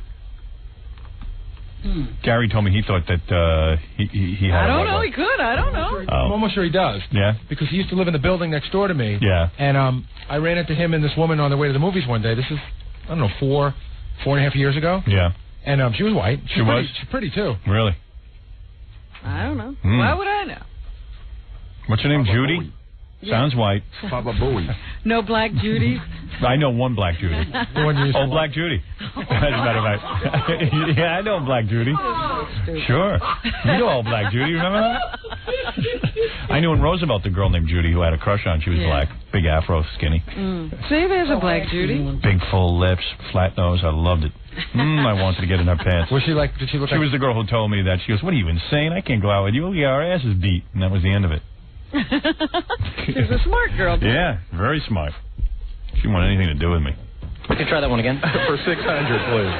Patricia Wettig won Emmys for Best Actress and Supporting Actress for the same role in this series.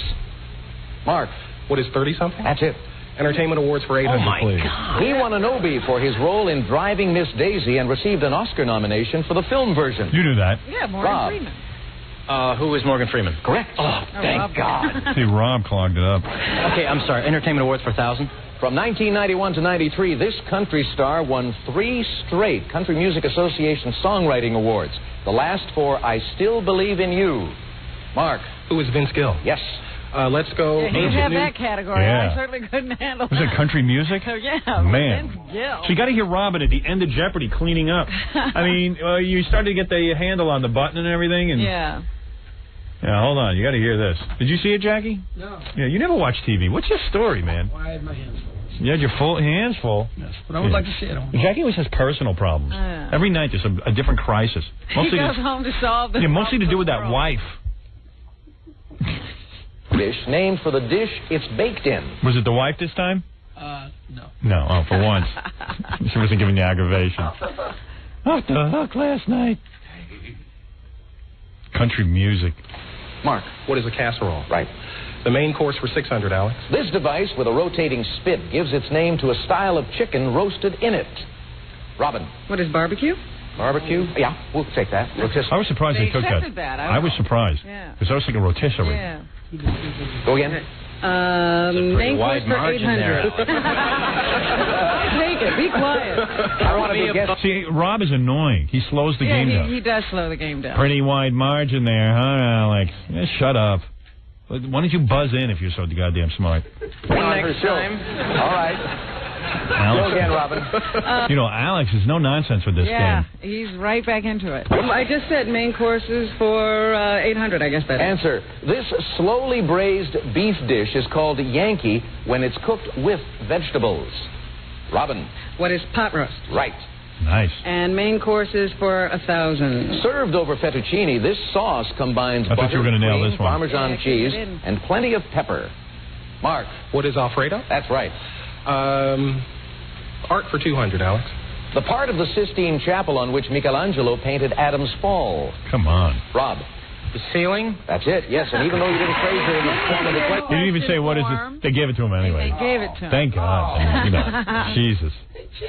We'll give it to you anyway. Isn't this toward the end? Because this is where you get on a roll. I guess. Yeah. I think this is. We're giving it to you. Go again. Thanks for the gift, buddy. I need it. Let's try classic books and authors for 600, please. I think this is where this idiot gets Double Jeopardy wrong. Yeah. Hold on. I'll fast forward. You get on a roll at some point. It's pretty impressive. In 1949, she adapted her novel The Fountainhead for the big screen.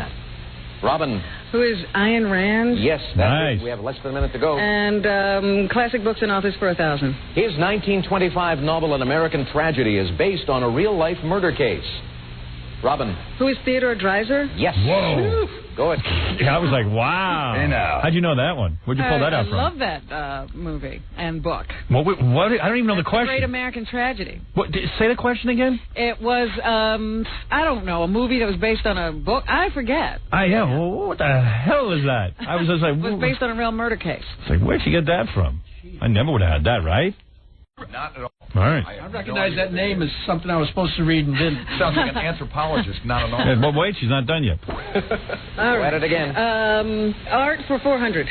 In this Italian's Virgin and Child with St. Anne, both women wear smiles rather like his Mona Lisa's. Rob. Who's Da Vinci? That's it. Go again. Art for 600, please. Answer there. The other day. See, this is where you needed it. You were at 5,500. McEwen was at 10 grand. Yeah. If you would have gotten this, what you would have gotten this one. It's a real simple one. Yeah. The waste on this, Rob. And we are running out of time.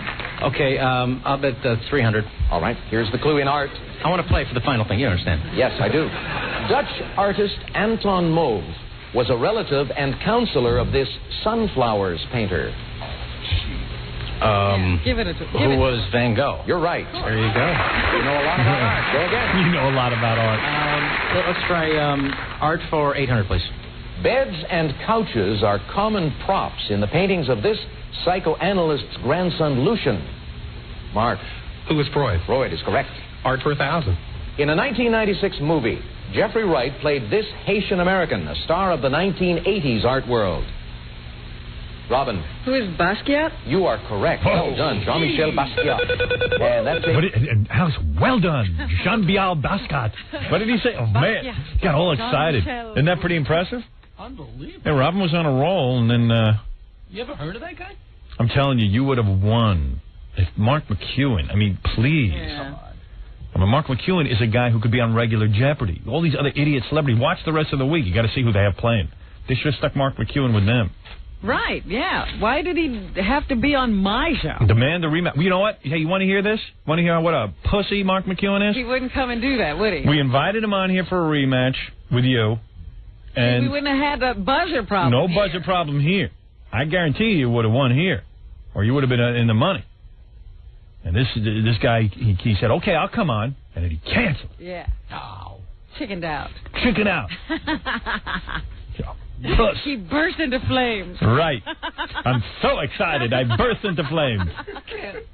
Don't touch me. I'm hot. So, to make a long story short, the final Jeopardy question. I couldn't figure out that stupid question at all. I didn't even know what they were asking. I couldn't believe it because that's the one I knew. Yeah, I didn't understand it at all. It never made sense to me. Yeah, it was a question about the Catskill Mountains. That was the answer. They ask you, what mountain range is Alan King, Danny Kaye, and somebody else famous for? Yeah. If they had said Mike Tyson, would you have known that? I knew he trained in a Catskill. Yeah, right. Maybe that would have... So you said the Alps. Right, 'cause I was thinking of that stupid Danny Kaye movie where he was wearing lederhosen. Well, Rob Schneider's a Jew. He doesn't know that? What the hell? No. I mean, sometimes just the way they ask the question, it doesn't hit you. Yeah. You know, because they're not straightforward. Of course, Mark McEwen knew the answer. And Of course, he sat there beaming. yeah, you knew he knew the answer, right? He's like, he could barely wait. That was the moment of, I wish I had a pointy object. Just to poke him in the head. Yeah, that's great. Yeah. You want to hear it? I told you, basically. Rob Schneider. My moment. 6,500. You're in the middle.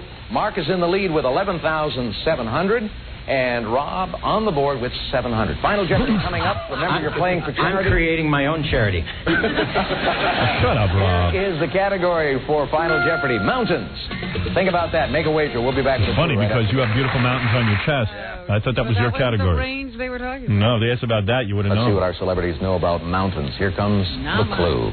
The answer is range of mountains where Danny Kaye, Alan King, and Rip Van Winkle gained fame. You've got 30 seconds. Good luck. Look at Mark writing down real fast.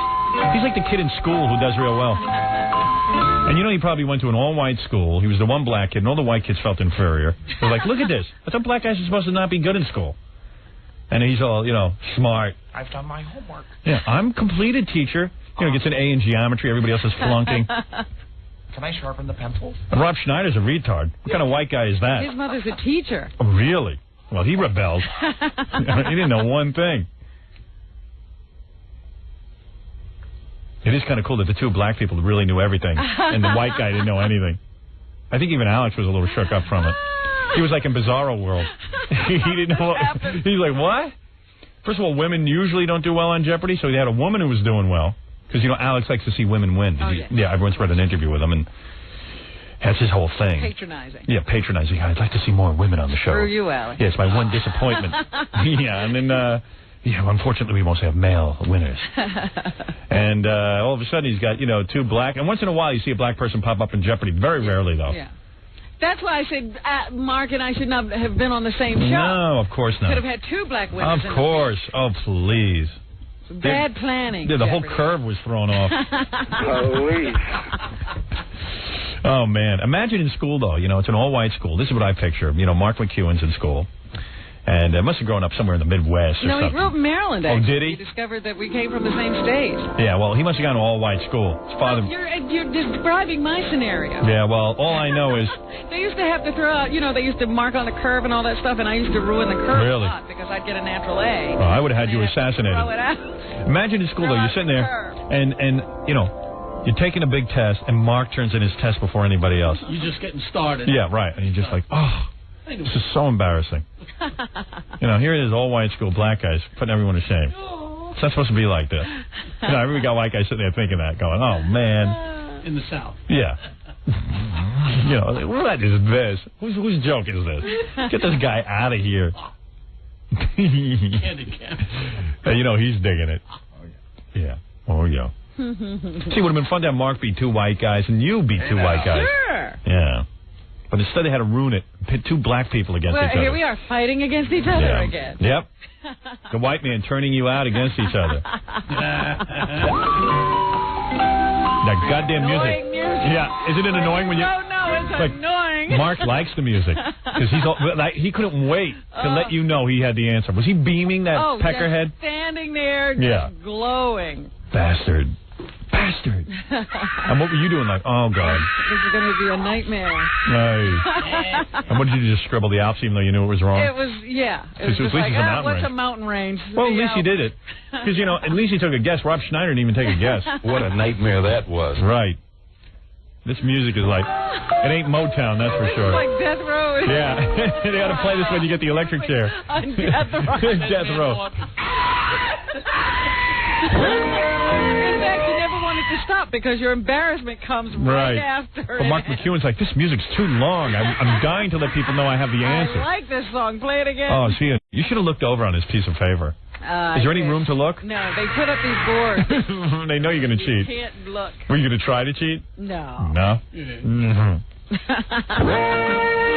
Sure, you get caught on TV.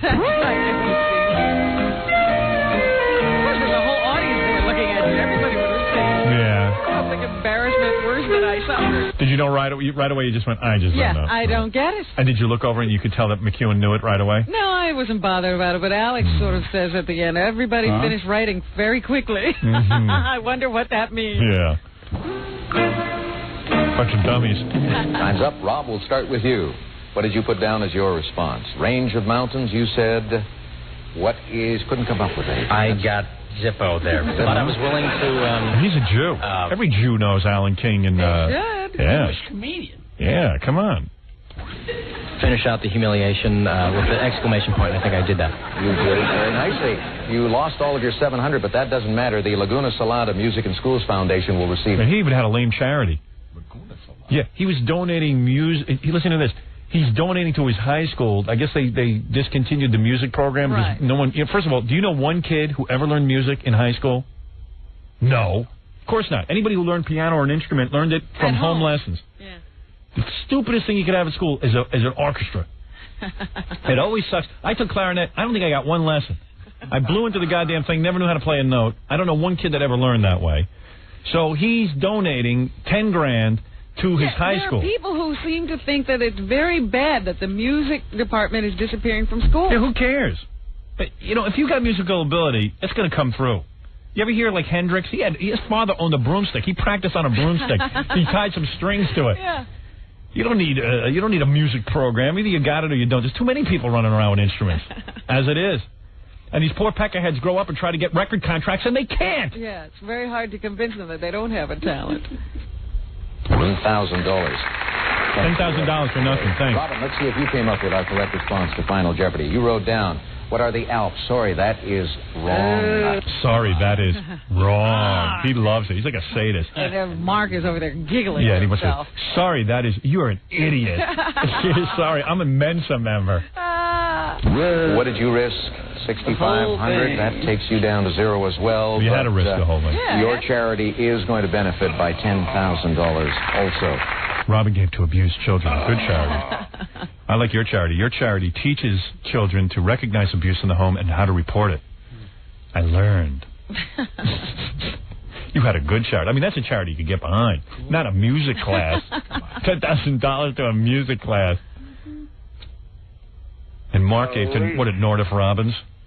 To teach retard kids how to play music? Everybody with the music. No, it wasn't just something else. Yeah, I think it's a Nordoff Robbins where it's like music therapy for retarded kids. I don't know. That can't help. You want to see a bunch of retarded kids listening to records? But I know it was some kind of family-related thing. Oh, was it? Like somebody in his family had whatever it was that he was raising money for. Let me see.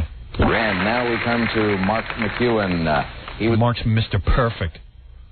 Watch. Reading with $11,700. What did he put down? The Catskills. That's right. There's his daughter and his wife. Yeah, did you see that? No. That was very twee. What did they do? On his card, he wrote, "What is the Catskills?" And since he had extra time, he wrote, "Hi, Judith. Hi, Mandy Joe." Oh, he's really rubbing it in. Yeah, he joined the American Nerd Foundation. Yeah. How quee is that? Huh? You tell me. Oh, Jesus. That's as quee as it gets. Hi, Judith. Hi, Mandy Joe. Urkel does that. But he's the kind of guy I'd like to move next door to me. Never bother you. Never bother me. What? Want to use my hose? Help yourself. Yeah.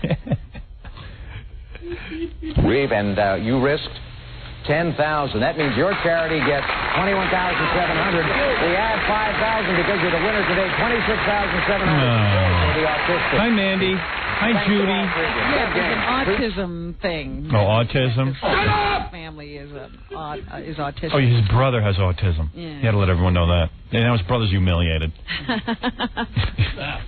Oh, I thought you said his brother was an artist. I didn't realize he was an autist. You got to let everyone know his family has troubles. Like he's the smart one in the family, and his brother's, autistic, whatever that means. I think they bang their head against the wall. That's what that means. That's what autism is. He had Mark for a brother. Yeah, he's like, my brother's a mess. He has to go on national television and tell everyone. His brother banged his head against the wall because my brother's so uncool. Right. He burst into flames. My brother's Urkel. He burst into flames over happiness over Jeopardy. celebrities next time out. You're on Jeopardy. See you then. So long. So long. Nice bongo music. Bongo prominently featured in the Jeopardy theme. Yes. Here's Marion. She's the head of the charity that you represented. She wants to say thank you, Rob. Marion. Hi, good morning. Good morning. So, like, if some kid's getting diddled in the house, so the kid doesn't. Oh, sorry. Some kid's getting diddled in the house. You guys somehow go to the schools and tell the kid, hey, listen, if Dad is diddling you, come and tell the authorities. That's kind of, sort of. I'd like they to do it in a way that the kid doesn't run out of the room screaming. Can I tell you something? I'm embarrassed. I haven't done much charity work. I would like to go to the schools and teach the kids about you Dad. Can't do it. I would like to do it. Let me go handle this. You know, you can come anytime with us Thank to you. the school. Yeah, well, why don't you talk to the school about that first? You know, this is really funny. Robin knows this. When we were on in Washington, D.C., yeah. So, as a goof, I said to Robin, hey, maybe, this high school wrote me a note. They wanted me to come lecture the kids, come and talk to them. I said, as a goof, why don't I go do it? So she goes, okay. So I call them up and I go, okay, I'll come talk at your high school. Holy mackerel. The whole town. The community called an emergency meeting. They banned me not only from the high school, but from entering Prince George's County. That's a problem. Yeah, so you might not want me to. You might have to sneak me in. You know what? I bet there are schools that would recognize that you could be very helpful. Mm-hmm. Go find some. Yeah. Well, I know that Marion was complaining. She wished she would have won a little more money than $10,000. I agree with her 100%. I'm sorry. No, we are very grateful. And I want to tell you that there'll be 1,500 kids who will be able to receive the Child Abuse Prevention Program because of the winnings that you did on Jeopardy. Wait a second. Hold it a second. Excuse me. Yes. Marion. Yes. You're telling me Robin pulled in a cool $10,000 for you guys, and you're telling me you can only help 1,500 kids? That's a lot of kids. That's a lot of kids. Wait a second. It's a lecture, right? You get the kids in there and you tell them Dad's screwing around with you. You got to report him, right? That's the whole lecture, right? No, it's a puppet show. A puppet show? Yes. So how old are these kids? They're 8 and 9. You can talk straight to an 8. The whole school down at one time. You have to do it about 75 kids at a time. Well, what do they charge for the puppet show? The program costs about $500 a workshop. You mean the puppeteers get $500 for giving a diddling puppet show? I got to see this puppet show. It's more than diddling. Hey, Dad, how you doing? Come here, honey. Come here, sweetie pie. Your butt cheeks are warm. I got to see this. What are the puppets in the puppet show? Is it a guy and a girl? Well, they're kids. They're actually, they're peers to the kids that we're going to be presenting to. So they're 8 and 9 years old, and they talk about physical abuse and I'm a puppeteer. Let me do the puppet show. No, you stay away. Oh, let me do the puppet show.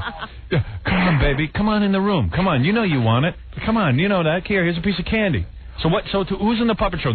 A dad puppet and a little kid puppet? No, they're all kids talking about things that have happened to them. Thank you, Rob. And so you got to slip the guy $500 just for that? No.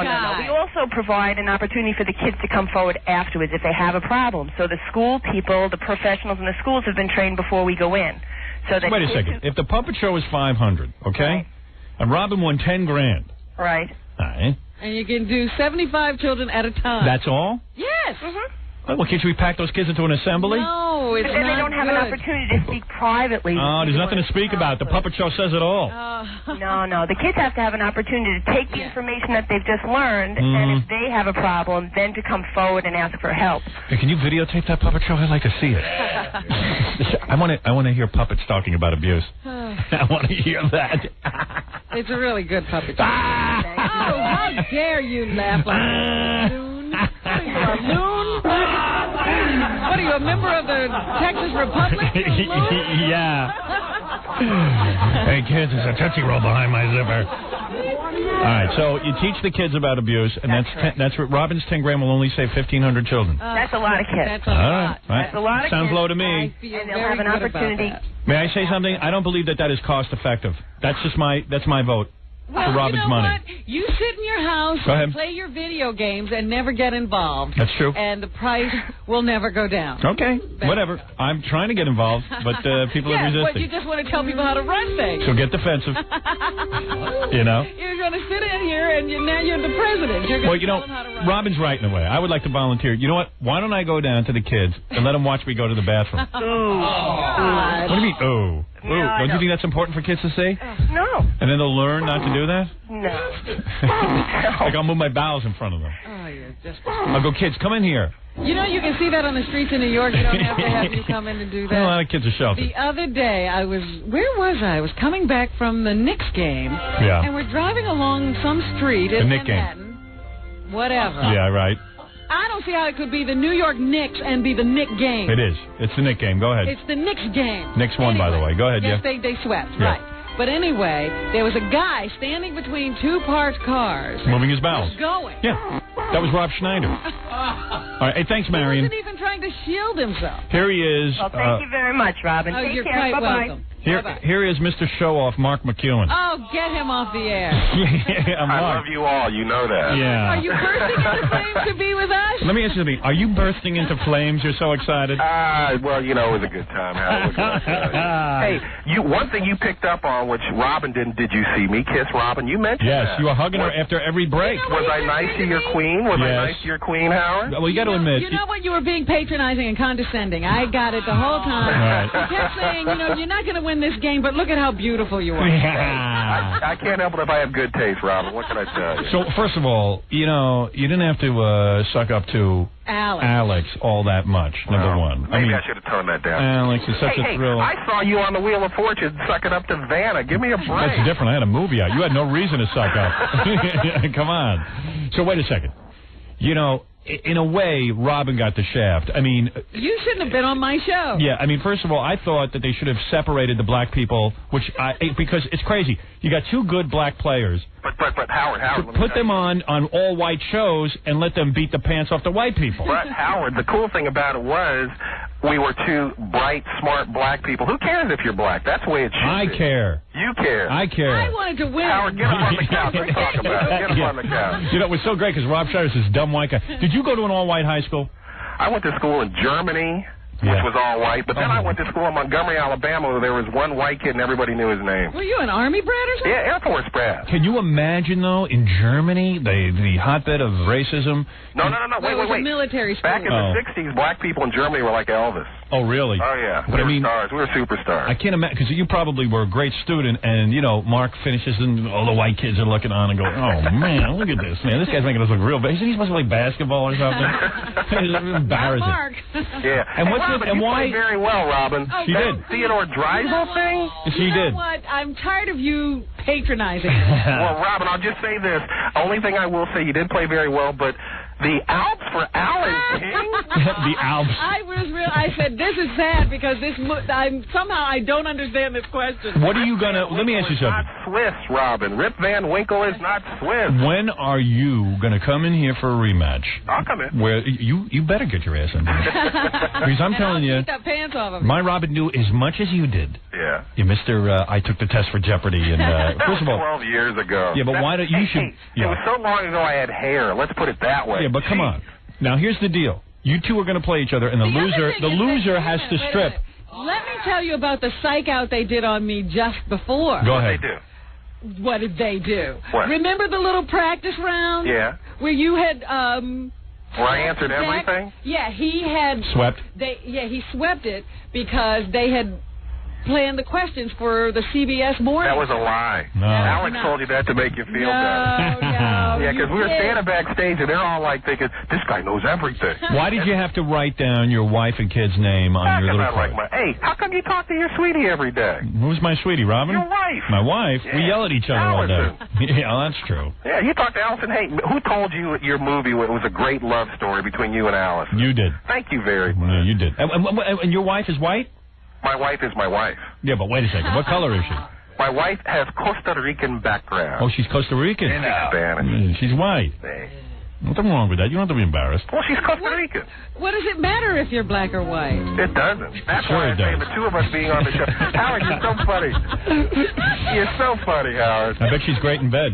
My wife, hey, she's great in and out of bed. Really, it's a real love story. She's, hey, you had a love story. I told you I loved your love story. I got a love story. Listen to me. You get in here. I know it's hard for Mark because he's got to do the CBS Morning News and stuff, but we talked about you no guys one's on the watching air that. today. No one's watching that anyway. So come in here where people can hear you. What'd you say about us on the air today? What'd you say? I showed the piece. We had you, Robin, saying that, that nobody's going to say that if you mess up on CBS This Morning. And I said, wait. If I mess up, Howard's going to chew me up on air. And you said, that's true. You remember that? Yeah. We were talking about that. Well, you messed up.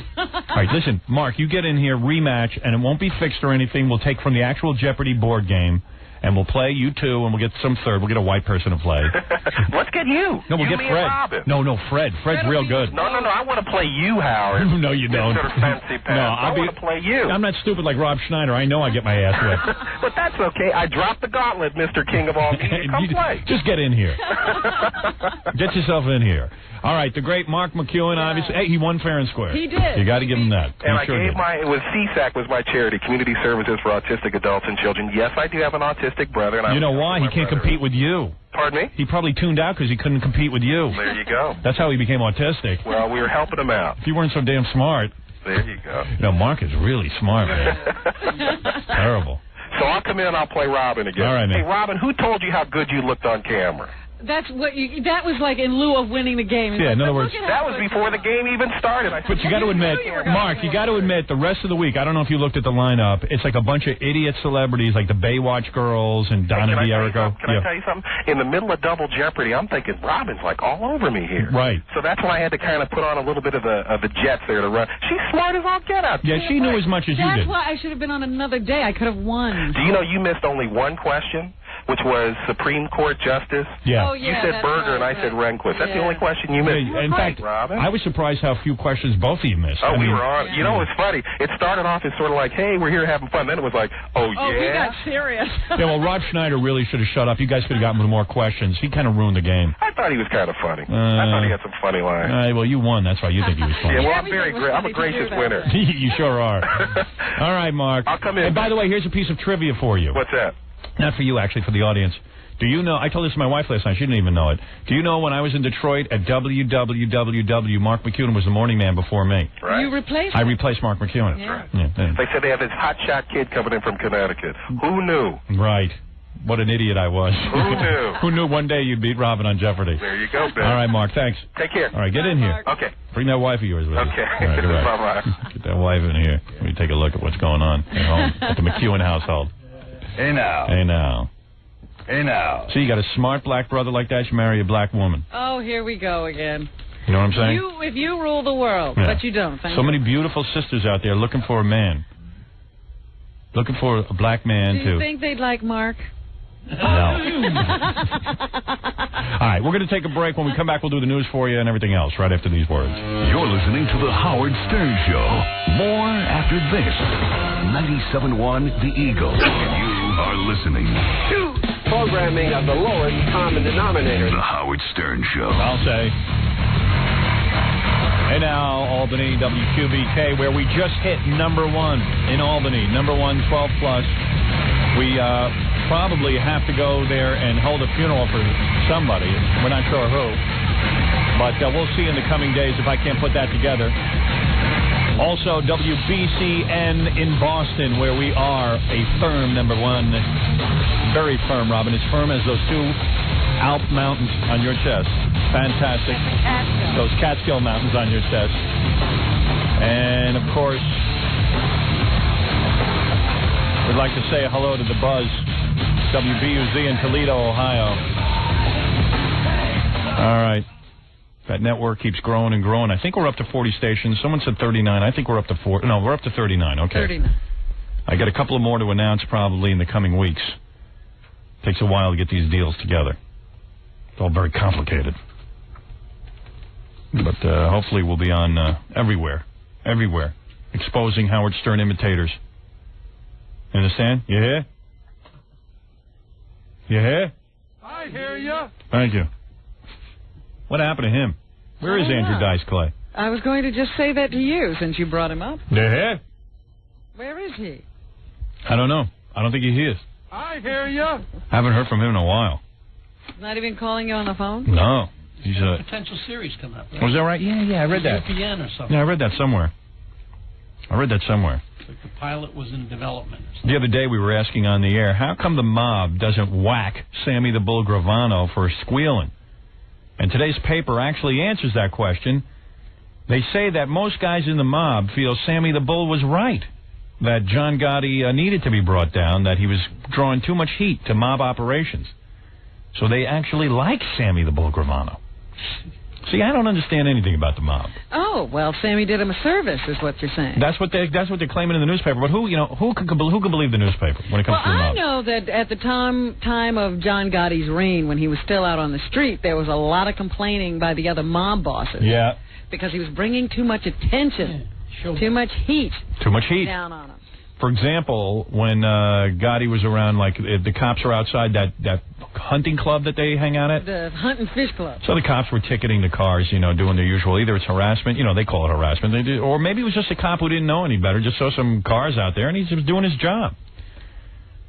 So I think like Carlo Gambino told him to go outside and take care of, just pay a check, and you find out how many tickets we owe, and don't draw any attention. So they claim that Gotti went out there and took his car and rammed the police scooter, stuff like that. So they said it brings too much attention to the mob. I don't know if that's true. And you get the cops angry. They start leaning on you. They lean on you. That's right, Rob. That's the correct terminology. You're talking mob talk now. What is lean on you? Alex. So anyway, that's that and that too. And now it's time for real excitement. The news. With Robin Quivers. Jeopardy winner. No. Yes.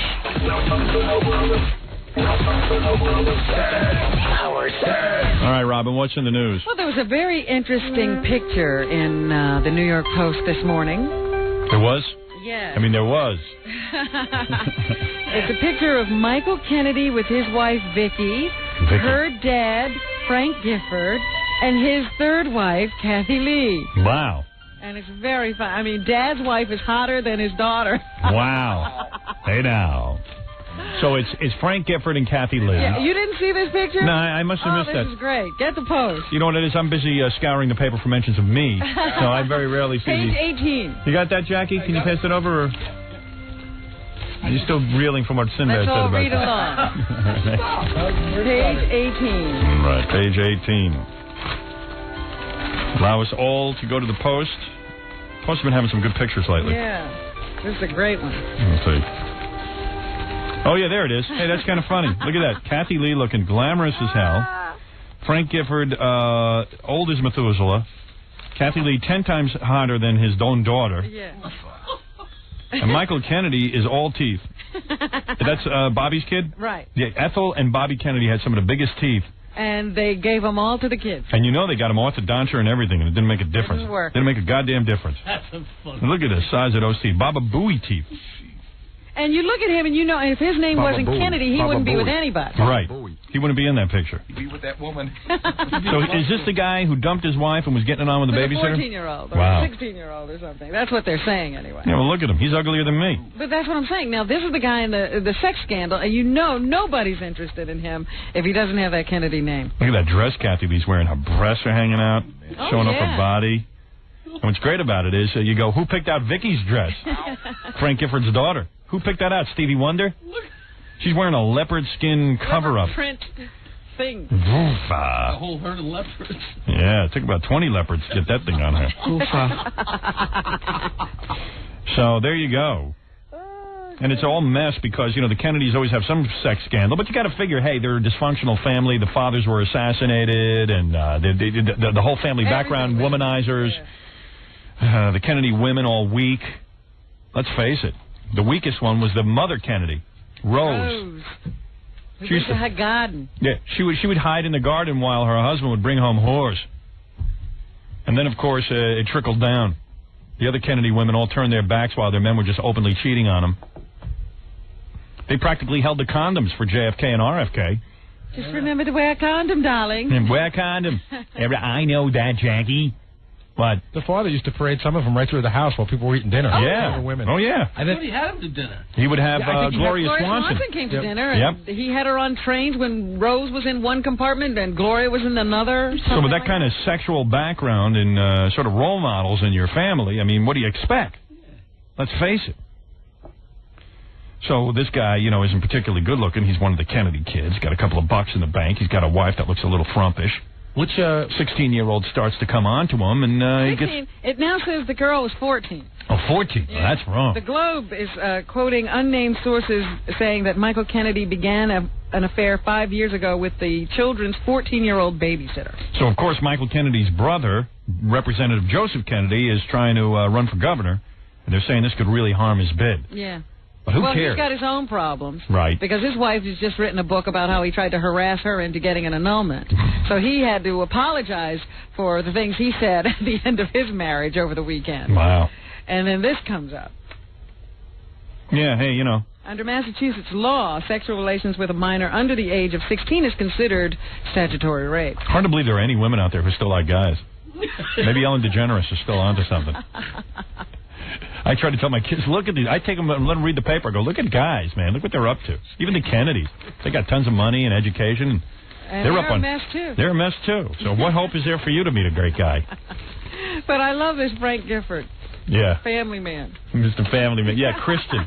Frank Gifford, Christian. Third wife already. Yeah, Kathy Lee, great Christian. Yeah. She married a guy who left a woman because she had multiple sclerosis. Yeah. And I love Frank. He just had a loveless marriage. Best. Frank's the best what? Scumbag on the planet? Yeah, honey, tell the truth.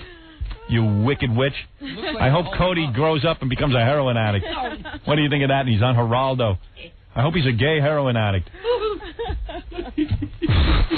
Frank Gifford's a great guy, sitting there at the Christmas tree like a stuffed animal. Frank. My Frank has to go to work. I'm going to be in love for Christmas. He is so hot. It's Christmas time.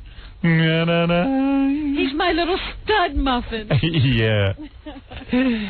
He sure is. Just don't get multiple sclerosis, honey. As long as you don't get any older than his daughters, honey.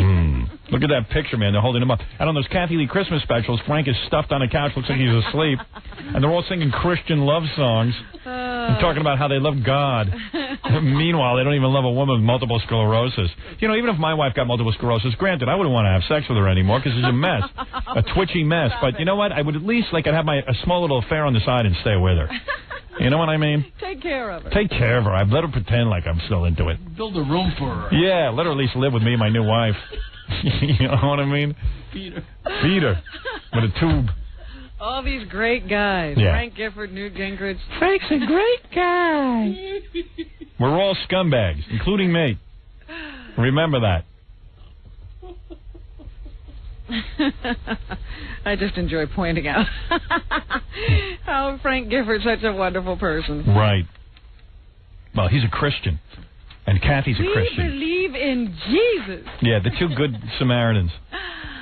We're trying to raise our children to be Christians, good Christians. Yeah, well, why don't you tell him about Dad's sexual activity before he got married? And why don't you talk about the first two wives he had, how he abandoned one because she was sick, and how you stole him away. From the second. Yeah, why don't you teach Cody and Cassie about that? In fact, let's write a book about it. Frank and I were just friends. Yeah. Okay. Sure, honey. Please. Just don't get MS and don't get sick, because Frank isn't very charitable. You know, I mean, come on with those Christmas specials. You want to vomit. You want to kill yourself. They're so fake.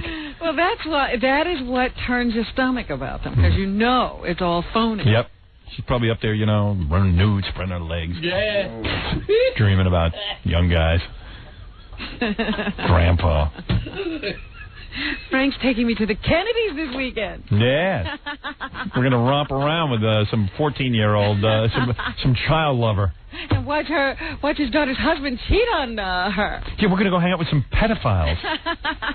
With the babysitter. Yeah, where's the sitter? Your wife's here? You don't need a sitter. Yes, we do. We like her around as much as possible. Isn't it time for the babysitter lingerie contest?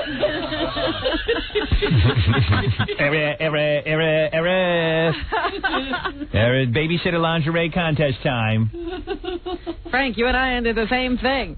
Yeah, Frank, you can be a judge and I'll be a judge. Here comes our babysitter in Foxy lingerie.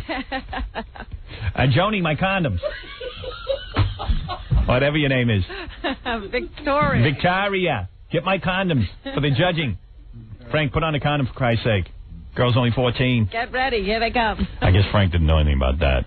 Let him off the hook on that one, but No, but I mean, it's just the idea. You know, he got himself a young chippy. His son-in-law said, I need a young chippy, too. I need a chippy. Where's my scumbags? Honey, I have to go out. The babysitter needs an IUD. Take care of it. Norplant. Where's that Norplant? Let's put some tubes in her arms so she can't have my child. Yeah, that's quite a legacy. Frank, you hold the legs open. I can't do that. I'm a Christian. Okay, so I'll go solo.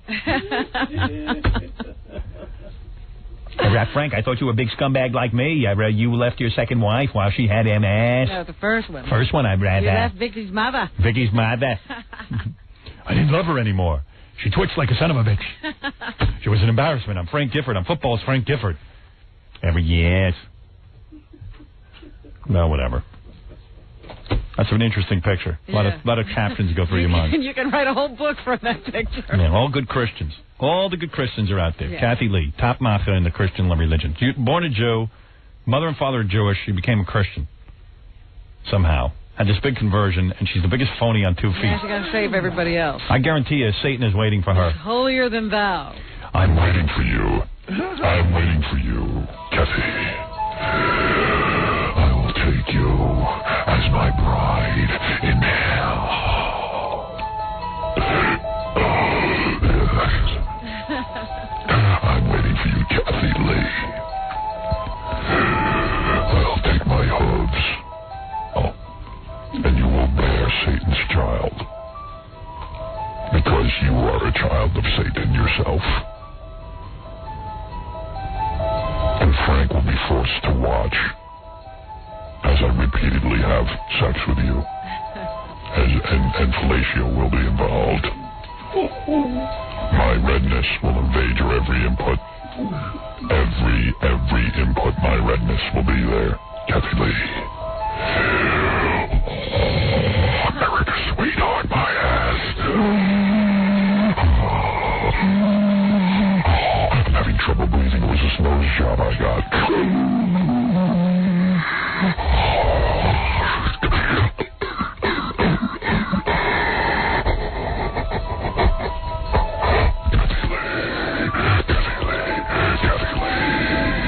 My butt cheeks are warm. I will take my ham ads on your butt cheeks. Butt cheeks.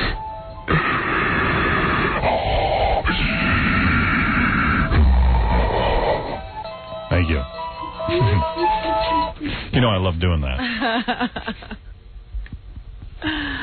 Another sex scandal brewing in a financial firm. This a Long Island firm has been hit with a $100 million lawsuit by 3 former employees. That's a lot of enchiladas. This is the Lou Lieberbaum Company. Louis Lieberbaum. Firm out on Long Island. Bet you he knows where the Catskills are. The women say that they had to run a gauntlet of sexual harassment every day. Is that Lou Lieberman or Lude Lieberman? He spells it without the D. Yeah. They say that the top executives unzipped their pants, demanded oral sex, hired strippers and sexually attractive wow girls. Wow.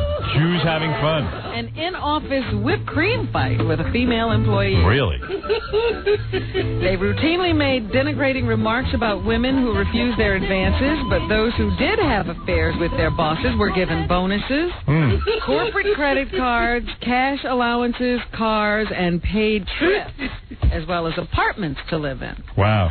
What you girls got between your legs, you make a fortune with that thing. That money shaker. They were propositioned for oral sex and called sluts and filthy whores. Sounds like you and Jackie. Oh, stop. The company, of course, has denied the charges and say they, like many other large firms, have become the target of such lawsuits and that these women are just after money. Right.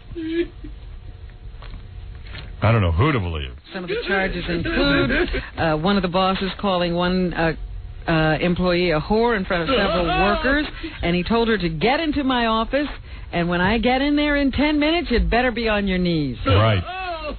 Did you do it? No. No. I don't know. Then one day she was called into the office, and the boss sat on the couch, unzipped his pants, and asked her to perform oral sex. Wow. Once he reached into her jacket and put his hand down the back of her skirt to see if she was wearing a G-string. Was she? And told her he could sexually please her. I mean, he reached in. Let me get this straight, because I've never actually sexually harassed someone, and I want to learn how.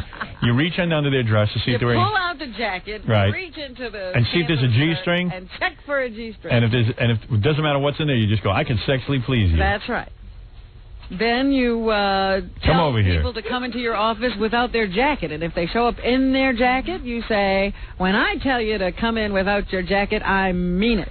Come over here, Robin. You're the only woman on the show. Yeah, you need some sexual harassment. I'm pretty much harassment-proof. I don't know about that. Take that jacket off and let me check you for a G-string. Are you wearing a G-string, seriously? Seriously? Yeah. Put your hand down my pants. Come here. Gary, bring me someone to sexually harass. Ask if there's any volunteers. Already you're afraid. I know. I have them sign a form before I sexually harass them. Bring in Zach. I'll sexually harass him. Once this woman was asked if she wanted to sniff the earring that had been pulled from the genitals of a stripper who danced at an office birthday party. Did she want that? I don't think so. No. I don't Who'd think want it'd that? be in the suit. Who'd want to sniff an earring? Oof. An earring that didn't come from an ear. It sounds like that's a pleasant smell. Hey, now. And others witnessed a female stripper sit on the face of a broker on his birthday. What's wrong with that? On his birthday. It's his birthday. In the middle of the office during work hours. Wow. What a place to work. Lou Lieberman is his name? Lou Lieberbaum. He knows how to run a business. Hubba. Lieberbaum. Hey, now. Guys are applying. You get flooded with resumes. Right, everybody wants all to work guys. there. Fax machine explode. Give out Lou Lieberman's address so everyone can, Lieberbaum, so we can apply for jobs. I want to quit radio and go work there. Yeah, this is no fun at all. It's in Garden City, so. All right. We should send someone over there tomorrow. That's where you should send your resumes. Lou Lieberbaum. Also in the news, we still have that Texas new group of loonies, new group of wackos who are holding authorities at bay down in Texas. The siege continues. Bay, that's where I swim. Holding the bay. Bay, the beautiful bay. It overflows every couple of years. Ruins all my knickknacks in my basement. This is not the same kind of bay. Knickknacks. Anyway. Sinbad's funny, man. Jackie sold knickknacks. Jackie was selling knickknacks. We trying to get some knickknacks, too. Hey, Jackie, how you make those knickknacks? I'm not telling you. He's carving knickknacks. Anyway, this separatist group down in Texas is well armed. Yeah. And they've barricaded themselves inside. They now say that they see that the paper campaign they waged against the government to free Texas from the United States has not worked. And now it seems that the federal government of the United States wants to go to lead. And they're ready. They say there is no surrender in them. Kidding. I mean, wait a second. I'm missing the whole story here. There's that Texas militia down there. They took some hostages, but they released the hostages. Well, there was a prisoner exchange. Did you see that? Yeah, I saw that. They released one of the reason they went over to the next door neighbors and grabbed them after shooting in their door. Right. Was because two of their members were arrested on different charges earlier in the week. Right. Or earlier in the month.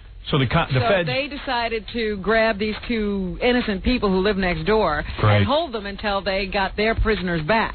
Yesterday, the Texas government negotiated a prisoner exchange. They released one of these people, and then they got the hostages. Okay, so now they're holed up in a house? They are holed up in their little shack. Did you see that thing? Yeah, it looks blow like it a up. tin shack. Kill. And a couple of trailers around it. Kill. These are the kind of people you just want to hook up a truck to that thing and pull it down. We have to strike now, sir. Annihilate. Kill. Shut up. Shut up.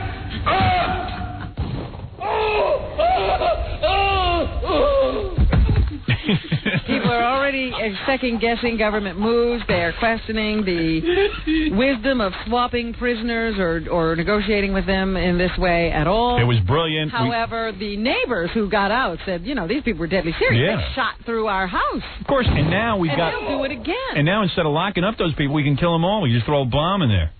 Oh, no, we have to be careful. No, we don't. Kill! We have to strike now, sir. Annihilate. Kill. Shut up! Shut up!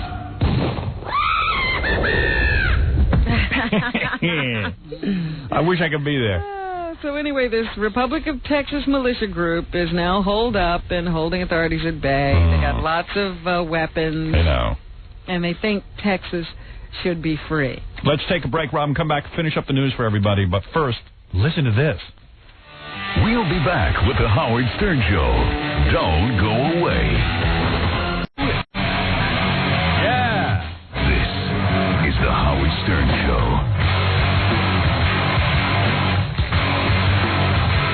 I was just watching a videotape of Kathy Lee asking James Taylor about his dead brother. Yeah. And, of course, Regis just lets Kathy Lee hang. Oh, yeah, he lets her fall into that well and he doesn't even try to catch her. Funny, he must really hate her. He must really hate Kathy Lee. I was reading, I think it was in the Globe, and I don't know how much of that you can believe, but I tend to believe everything except the stuff they write about me. I got to tell you something. I was reading the Globe. And it said that Regis is furious because Kathy Lee's new contract says she only has to work 4 days a week. She doesn't have to work on Fridays. She's going to have a 4-day week. And he's really pissed because he gets more money than her, and she wanted as much money as him or something. They wouldn't give it to her, so she got the 4-day week. I don't know. He's pissed off. But if he hates her... care? You got me. You got me. I have to ask you, how is your brother Livingston? I went to a couple of his concerts years ago and enjoyed... Kathy Lee's taking over the interview because she's the young, hip one. She knows James Taylor. He knows this music. Regis is in his 60s and missed the whole James Taylor thing. With him so much. So few people hear about Livingston, but he's fabulous. Yeah, he's so great. He has no hits. Fabulous. Yeah, Liv's a James Taylor impersonator, okay? Working and playing and, laughing and crying and living and dying. He's great. He's doing great. What are you talking about, James? Laughing, crying, living, and dying. He's writing a song. They're going to lock him back up in a mental institution. It's another day for him. It probably is just another day. He has an amazing, speaking of energy, a boundless amount of energy. Yeah, he has a lot of energy because he's sitting there hating you. No, he's still trying to make it. Yeah, he's poor got bastard. fire in his belly. He's got James Taylor for a brother. Great wit. All fired up, yeah. And Kate? See, Kathy Lee has to let you know that she's into Livingston Taylor. That was the hip thing. Not to be into James, but to be into Livingston Taylor. I went to one of his concerts once. Great wit. I went to a number of his concerts. Yeah, right. You're probably trolling around for Frank Gifford. You're not going to find one there. You're not going to find a rich man at a Livingston Taylor concert, honey. Probably some of her friends dragged her to it. She probably thought it was a Christian concert. Kate, very, very well. And Alex, how's he? I wish I could say he was well. Sorry. I'm sorry. Yeah, Alex died about 4 years ago. I didn't know. I never would have asked. Why don't you keep up? Well, but it was great having you guys. And Regis just goes, well, great having you guys here. Regis kept quiet. He goes again. What he could have done was said, hey, so, gee, Kathy Lee, that's such an expert on James's family. Something. Right. Save it somehow. Hey, James, what are you bringing everyone down for, man? Why don't you just say the guy's retired? Or say, 3 out of 4 still alive. Not bad, huh? Wow. You're planting them like a rainforest tree, huh? Kathy Lee was trying to suck up, and it ends up in show business penalty box area. The whole bit. They're in the show business penalty box. That's right. She was doing so well. But you can tell Regis digs it. He goes, well. Pleasure having you on. Oh, I'm sorry. And then I'm watching it as it goes on. As they're going into commercial, James Taylor turns to Sting and goes, that was an awkward moment. Really? Yeah. Oh. And you can hear it. Ooh, yeah. I love this. Yeah. I got to see that tape. How much you got? That should be on the internet. How much money you got? What are you talking? Give me your You're not Jeopardy gonna money. show me? Give me your Jeopardy money. I want that 10 grand. Why don't you give it to me? You should have said to them, you know what, Alex? F you. I'm keeping his money. That's what I'm doing. Howard, you know you great. don't need 10 grand. Oh, yes, I do. I need whatever I get. Robin, come on, let's continue with the news. People are anxiously awaiting your every word. This is an amazing story. What, Jackie selling knickknacks at his next concert? That's old news. You know what the best part about Sinbad telling that story? Yeah. He said Jackie raced the audience. Right. He beat the audience out of the theater Yeah, that's so funny. he could be at the back Yeah. to sell his knickknacks. Hey, I'll be right back, folks. Can you imagine? Didn't we just see you on stage? Jackie working with all these comics, and like Jackie's the one guy who takes his knickknacks, his little package of knickknacks, and runs to the back of the theater. They all must be goofing on him and crap. They actually used to stand out there and goof on me and help me sell. Right. They felt bad for you. You know, they'd make fun of me, and by making fun of me, they'd make a scene, and people would come over and wind up buying more stuff, so it backfired. Whatever, yeah. Right, it always backfires. That was my plan, to make it backfire. His whole life is a backfire. I was like a comedy spider. I would just leave it. See, what I did was make my knickknacks sell and they'd help. And Sinbad had nothing. I owe him for that knick-knack. That's way too funny a word, that knick-knack. I have to laugh at that. All right, go ahead, Robin. So what's the amazing story? This is amazing. Yeah. There's a guy in Chicago who's just been arrested and charged with being a serial killer. They think he's responsible for 2 deaths, and maybe 5 other women have been killed by this guy over a number of years. And the funny part about the story is that he was the security guard at our radio station there. At WCKG? Yeah. Is that our station? Yeah. Oh, man. White guy? Yeah. Well, you know, I don't know what his name is. Andrew Erdialis. Erdy Alice. Could go anyway. I could go a lot of different places, but sounds like a white guy. Yep, they're saying the working class neighborhood of South Chicago never took much notice of him. He was wait a second. You're telling me the security guard at our radio station is a serial killer? Oh, man. Hey, somebody from CKG, call us. Who knows this guy? Yeah, they said a lot of them, you know, they sent me this in the, they faxed it to me. They said a lot of the people at the station knew this guy because we want to talk about it. Wonder if he killed any of the jocks. No, just in the prostitutes. They Oh. pick up prostitutes. The reason they caught on to him was because he tried to pick up a prostitute, and he asked her if he could handcuff her, put duct tape over her mouth, and throw her in the back of a pickup truck, and then drive her to something called Wolf Lake or something. I'll study on killing you. Yeah, and that's where they found a couple of other prostitutes' bodies. Right. And so this prostitute, you know, turned this information over to the police because it reminded her of some other deaths. And then they caught up with this guy, and then he confessed. They said he was quite coherent, very articulate, and matter-of-fact about it. What's the screening process for security guards? I mean, you know, when we come into the building and stuff, not this building, we have excellent security guards here, but in previous buildings or whatever, I know, many years ago, and I worked in other cities, you sometimes ask yourself, you see these people, and they look like some homeless person. They dressed up in a uniform. Right. I reckon. Yeah, I reckon, too. I reckon. He's been talking to authorities from both Palm Springs and I guess that's the Southern California community they're talking about, because he may have been responsible for some deaths out there, too. Yeah. He's been very cooperative with them. All right, then. We bring him out for station promotions and stuff, and out in West Palm Beach, Palm Springs, and he'd have to kill out there, too. He told them he had killed as many as 5 women there between 1986 and 1995. I aim to kill you. WCKG 105.9 FM. We're killing you. You understand me? Boy, that's unbelievable. Oh, he's worse than a Kennedy. Yeah. The information he gave them out in Palm Springs led to a storage locker. Anybody from CKG going to call in and tell me about this guy? 29 Palms, California, about 50 miles northeast of Palm Springs. That's where he was stationed when he was in the Marine Corps.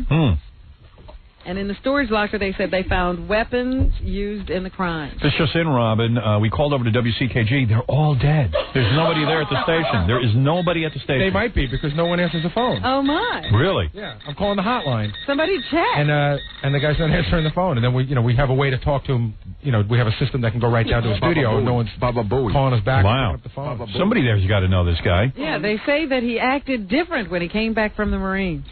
He used to be an outgoing guy and had lots of fun, and then when he came back from the Marines, he got to be very quiet and wouldn't talk to anybody. I think the Marines might be bad for you. Well, after I saw that movie, what's the one where they have that party where they beat the guy with soap? Yeah. In a sock? Hey. Full Metal Jacket. Right, that's unbelievable. And Lee Harvey Oswald was a Marine. And then, you know, that A Few Good Men. Yeah.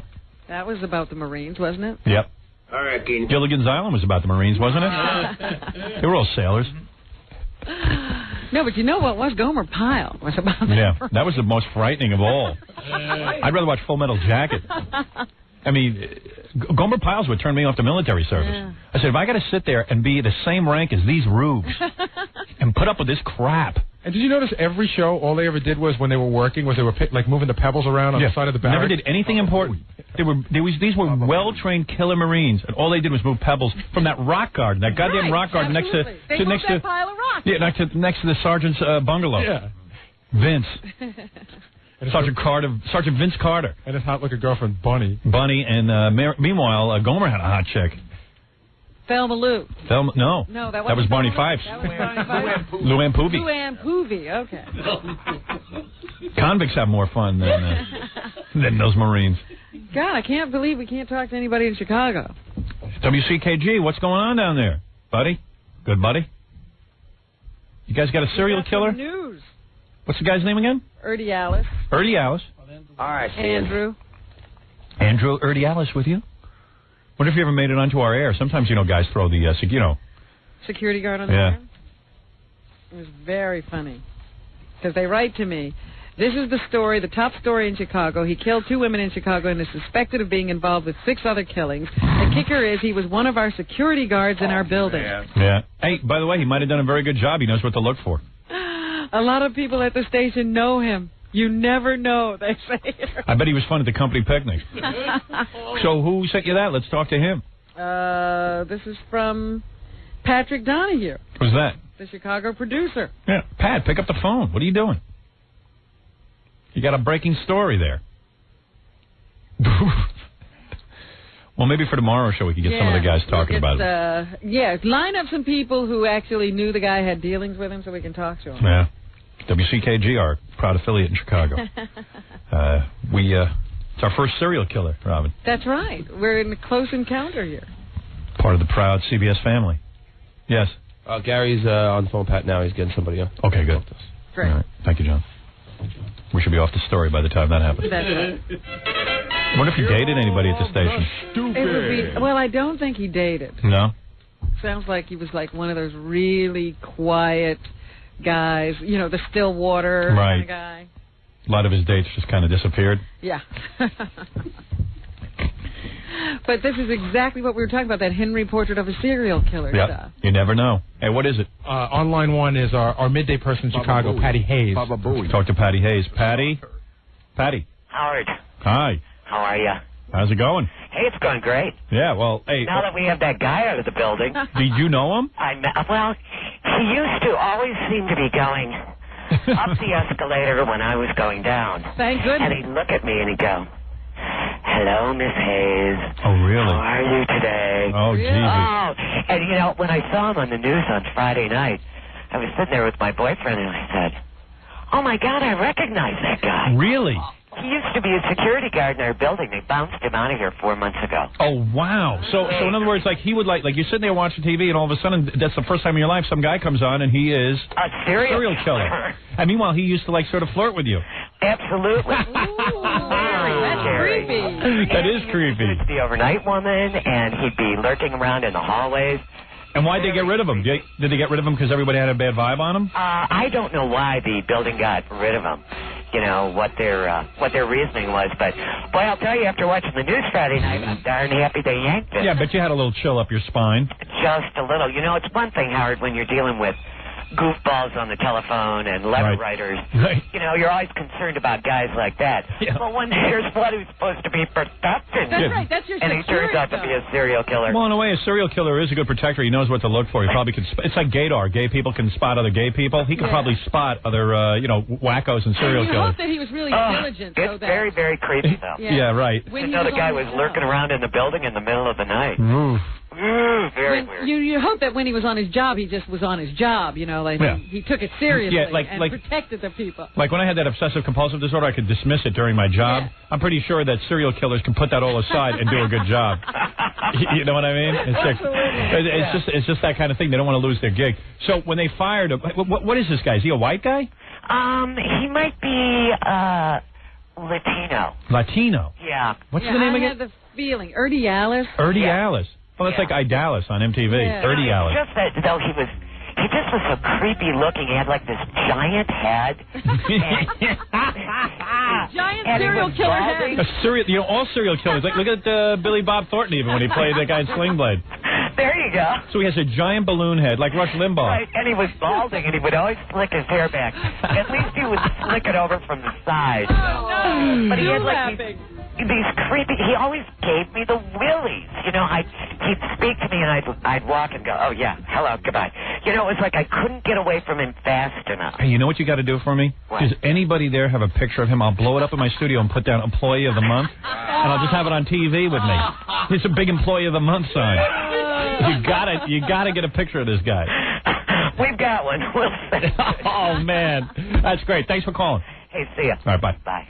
Yeah. Well, at least she didn't say, "Oh, he seemed like such a nice guy." Yeah, right. At least, so she didn't say he was quiet and kept to himself. It was like, no, he was a creep. We fired him. He was so creepy, we would run away from him. Right. He scared the people who were supposed to be in the building. Yeah. He wasn't one of those serial killers that fooled everyone. Yeah. Oh yeah, he had a big giant head and flicked his hair back.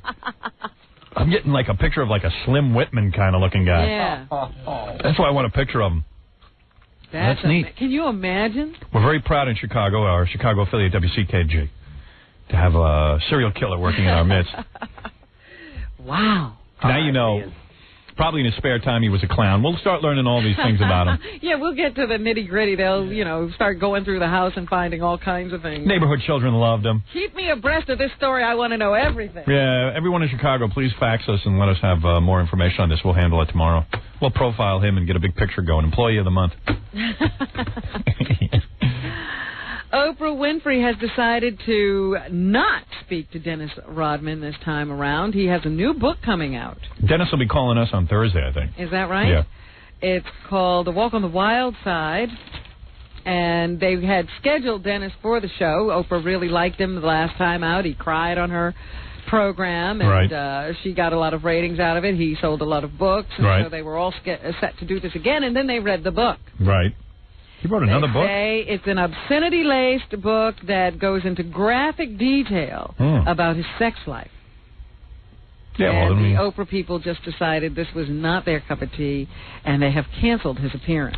Can't you? Let me ask you, Oprah built a whole career having people on who were dysfunctional, who... She's changed. Oh, you mean if somebody writes a book that's a little bit racy or raunchy, she can't disassociate herself from it and go, well, this book's kind of raunchy, but, the guy who wrote it is pretty interesting. Or say, why did you write it? Yeah, I mean, what is it? You mean, is this the homogenization of society? I mean, what's going on here?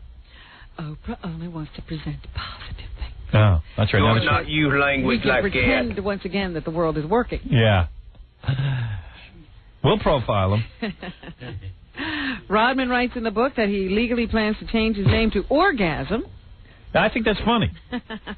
He says the word orgasm, everyone's uptight about it, so I'm going to change my name to Orgasm. And it'll make it easier to say it. Because they're going to have to announce it. Like Muhammad Ali, when he was Cassius Clay, they had to change it, and everyone has to say Muhammad Ali. Yeah. Now they're going to say Orgasm. Orgasm. It's going to be just one name. Orgasm had 23 rebounds. He also says that he had an affair with a transsexual. And he apologizes to Madonna. I wonder why he left it out of his first book. That the transsexual thing? Yeah. Sequel? Sequel. You think he was thinking it through that clearly? Marketing. These are questions we have to ask. He apologizes to Madonna because she got upset about what he said about her in his last book, but then he says, I can't believe that she could really get upset. I mean, we're not exactly talking about the Virgin Mary. I am sorry.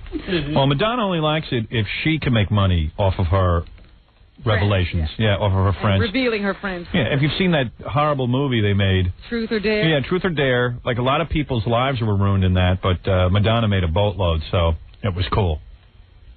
You know? I mean, then it's okay to be revealing. But if it's Dennis It's Rodman... going to be revealing about everybody but Madonna. Right.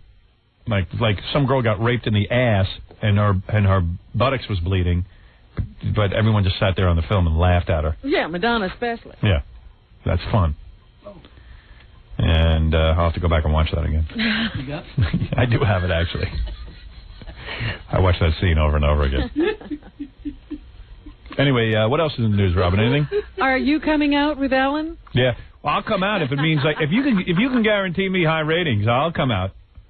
Gay activists all over the country are inviting people to do just the same, jump on the bandwagon and state you're gay. Aren't you afraid a lot of people are going to come out and then realize later they're not? Yeah, I thought about what you said, that, a lot of people could ruin their lives. Right. In this hysteria that is surrounding the whole Ellen thing. It's like Hale Bop. I'm sure half of those people who kill themselves, if they really thought it through, had a chance, they might not have killed themselves and cut off their balls. But when you're in the whole group and everybody else is doing it... You get caught up. All right, I'll cut off my balls, too. The other thing is she's trying to paint herself as being courageous. I noticed on that Diane Sawyer interview, she said, I finally got my dream house, and now I can't believe I'm risking it all. Yeah, she isn't risking anything. Her show was about to be taken off the air. They came up with this let's be gay for Sweeps Week idea. Let's be gay in front of the president for Sweeps Week with my new girlfriend. Let's just be gay all over the place. Guarantee you Sweeps Weeks are over. You won't be able to find Ellen DeGeneres anywhere, and you won't see all these pictures popping up of her making out with her girlfriend in public. It's let's be gay for Sweeps Week. That isn't brave at all. That's like trying to hold on to a good thing. Being on TV is cool. There's like a backlash now, even in the gay community, because, they have these kits that you can get from, I think, GLAAD or one of those organizations to watch, and they're running out of them. And there was this gay spokesperson who said, I can't believe how easily gays are letting themselves be manipulated by this whole thing. They are? Yeah. Oh. Why? Well, because they're all jumping on, making a big deal out of it. They're thinking Ellen is their brave leader. Well, they're thinking that this is going to change everything. Something in America. It's not going to change anything. Meanwhile, the show sucks. No man's land.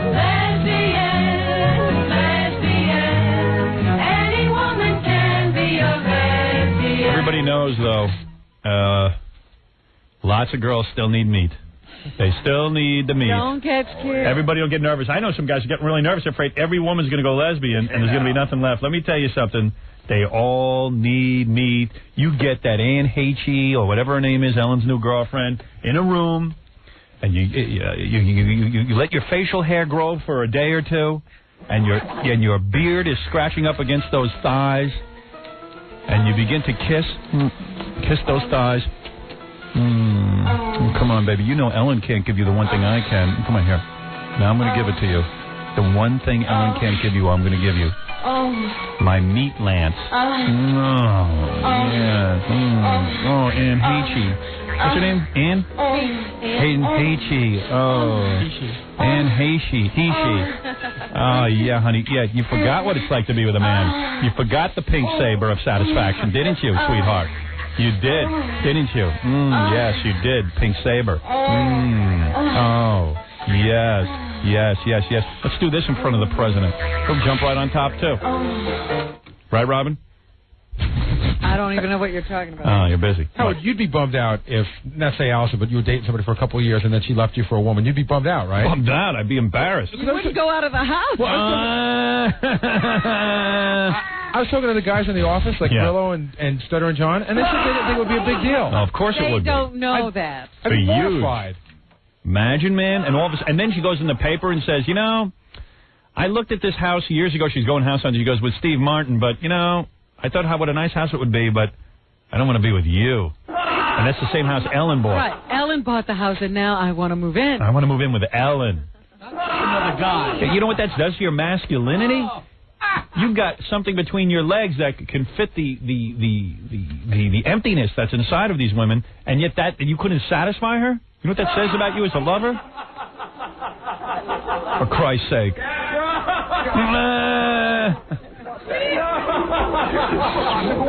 You got a fleshy flashlight, and someone without one, a eunuch essentially, can't satisfy her? Another woman is doing a better job. Yeah, oh, please.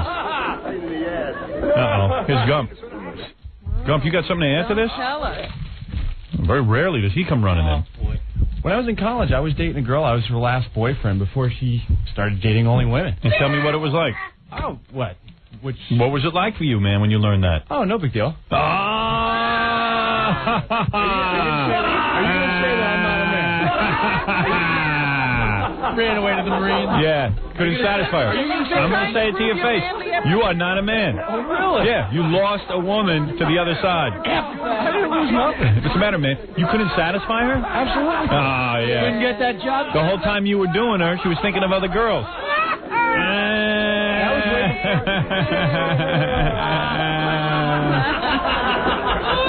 can't believe that doesn't bother you. Everyone's laughing at you. No, she was like that before she met me.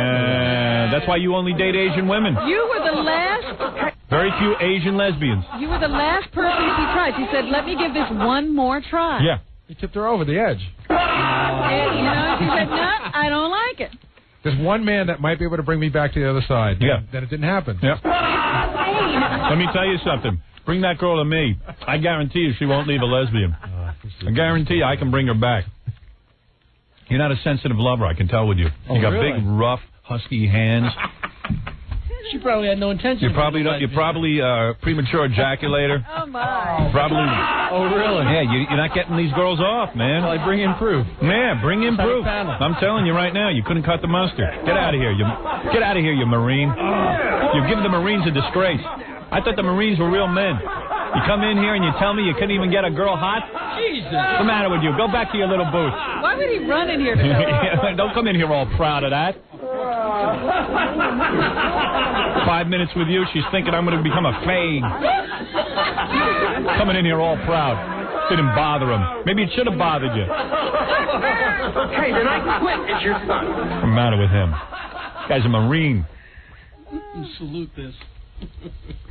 Well, he's been trying to prove he's a man ever since, with the short hair and the uniform. Hey, Gump, why don't you wear a dress tomorrow?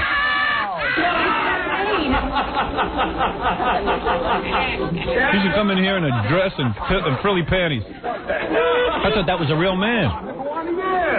Now I know why he's with Asian shit. I thought you were a real man. What's the matter with you? Come in here with a story like that. Keep that quiet. You're a Marine. Why would you brag? It doesn't bother me. Are you a Marine? Bragging. What?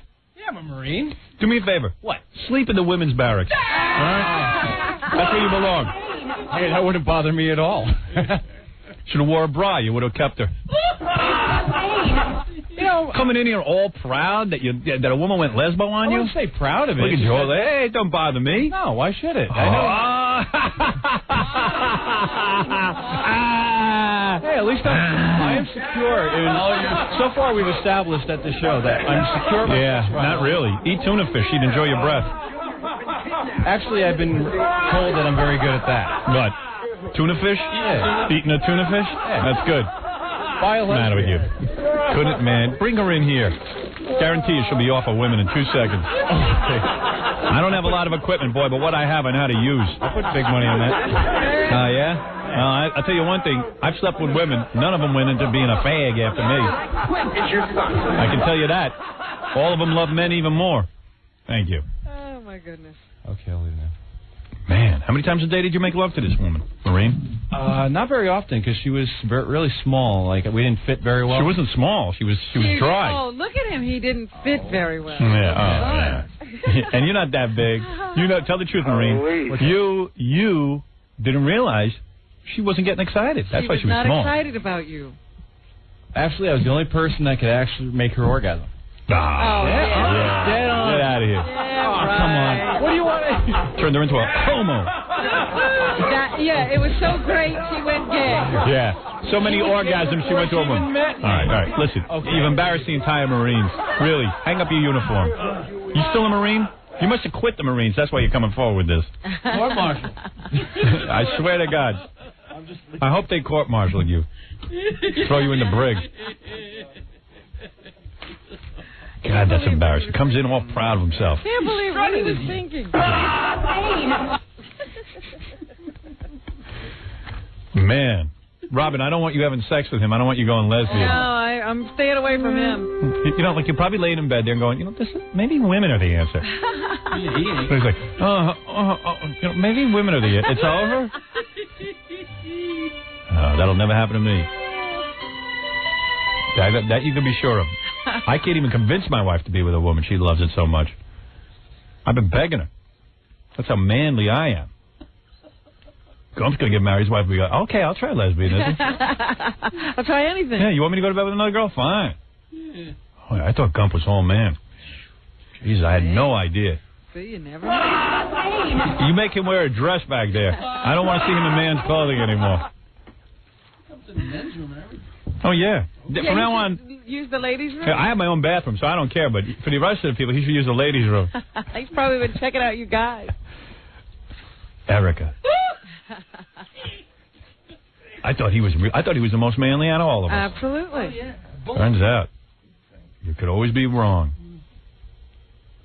He just had the look. Oh, that's embarrassing. And then he says, I was the last boyfriend. Yeah. Not even in the middle somewhere. She made a beeline for women. Yeah, okay, in the middle is not so bad. The last one. Turn the corner very last one. Poor Steve Martin. He's going through the same thing. Yeah. Lou Diamond Phillips has never recovered. The guy was doing A movies. His wife left him for Melissa Etheridge. Now he's wearing pantaloons and being in The King and I, singing gay songs. The guy's all man, but look what happened to him. The woman wrecked him. Well, you know, the Marines are looking for a few good men, but they didn't find it.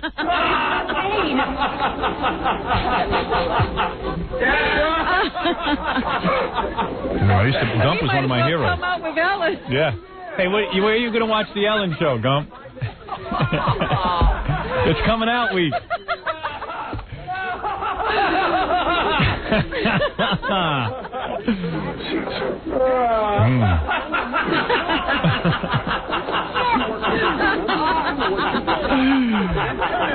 Gump, Steve Martin, Lou Diamond Phillips. They should have a group. They should have a group that gets together and cries.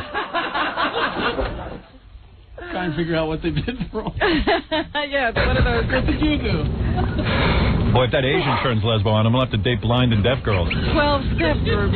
Yeah. Oh, God. And finally this morning, OJ got some bad news. OJ? Today. What happened? His girlfriend go lesbo?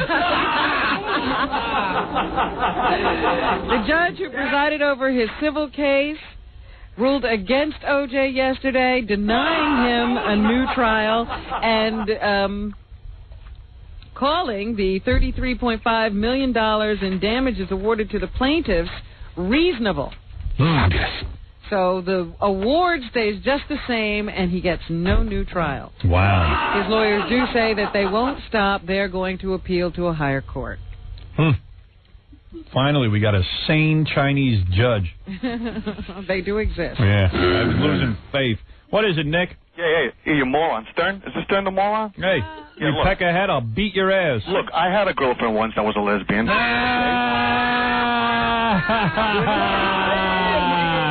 Another one. Another puss.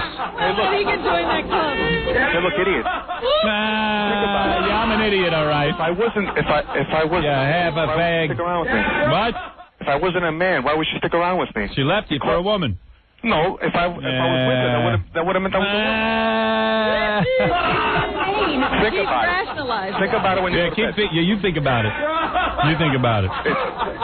Hey, Todd, you're on the air. Hey, Howard, listen, I was married once, right, and I got remarried, but my ex-wife's a lesbian. She left me for another woman. Well, wait, my problem is my son, I have visitation with him and stuff. Yeah.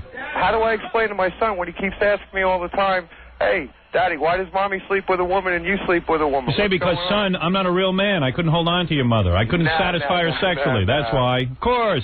No way, Howard. Of course. Oh, man. Say, hey, I'm just lousy in bed and I couldn't satisfy your mother. Yeah, but I got remarried to a real woman. Yeah, well, keep thinking about it. All right. Well, that concludes the show. No, that's it. The worst thing that could happen to a guy. There's nothing worse than that. You feel for every guy. Every guy. That happen to. Oh, yeah. The worst thing that can happen to you. Destroys you. You never had a woman go gay on you, did you? Me? I don't think so. Of course not. Maybe. Not like Gump. All proud of it. What, Jackie? No, I did find out, supposedly by rumor, that the first girl I ever dated is supposedly Glenn Gay, but that's from seventh. You know what? That's from 7th grade, and I feel weird about it. Of course. So could you imagine? Imagine as an adult that happens to you. What is it? We were talking about in the shows. I would just have no problem if my girlfriend left me for another girl. I would be upset. I would be upset. I would be upset that she Get out of here. You're insane. But I would rather. Don't be stupid. I would rather have her. Of course, you'd be upset. You would question every time you made love to her that you weren't satisfying her. Absolutely. You might be a homo. I'd rather. I'd rather have like. All right, get out of here. Jackie Penthouse, Joke Page, Martling, Sergeant Pecker, and the Joke Man are both 7. Go put a dress on with Gump and go cry on each other's shoulders. Sergeant Pecker and the Joke Man are both 78 minutes of nonstop filthy joke. Listen to these guys, all sensitized. You know what? He hasn't had it happen to him. Right. That's why he doesn't. Anybody can handle it till it happens. Right. Only $12 plus $4 shipping and handling. CD or cassette, buy 2, get 1 free. Call 1-800-323-KING. Jackie, Saturday Night Live, will bring all his knickknacks with him. May 17th, 2 shows at Historic Club Benet in Sayreville, New Jersey. Real class act. For information and brand new jokes, visit JackieJokeman.com. Robin, congratulations on Jeopardy. Fred, congratulations to you on that movie that no one can see. Hotel Memory. Grandma Sylvia's Funeral. Steve the Gorilla is in that. You can go check him out on Broadway. And don't forget about 718-BAG-5040. That's Scott the Engineer's unbelievable disco business where you can actually hire Scott, a famous guy like Scott, to spin records at your wedding, around your party and smoke. your Sweet 16, your bar. He brings a smoke machine with him, the human smoke machine. And got to do a couple more commercials. Fred will do the reading of the plugs. It's always exciting. And Gump, good luck.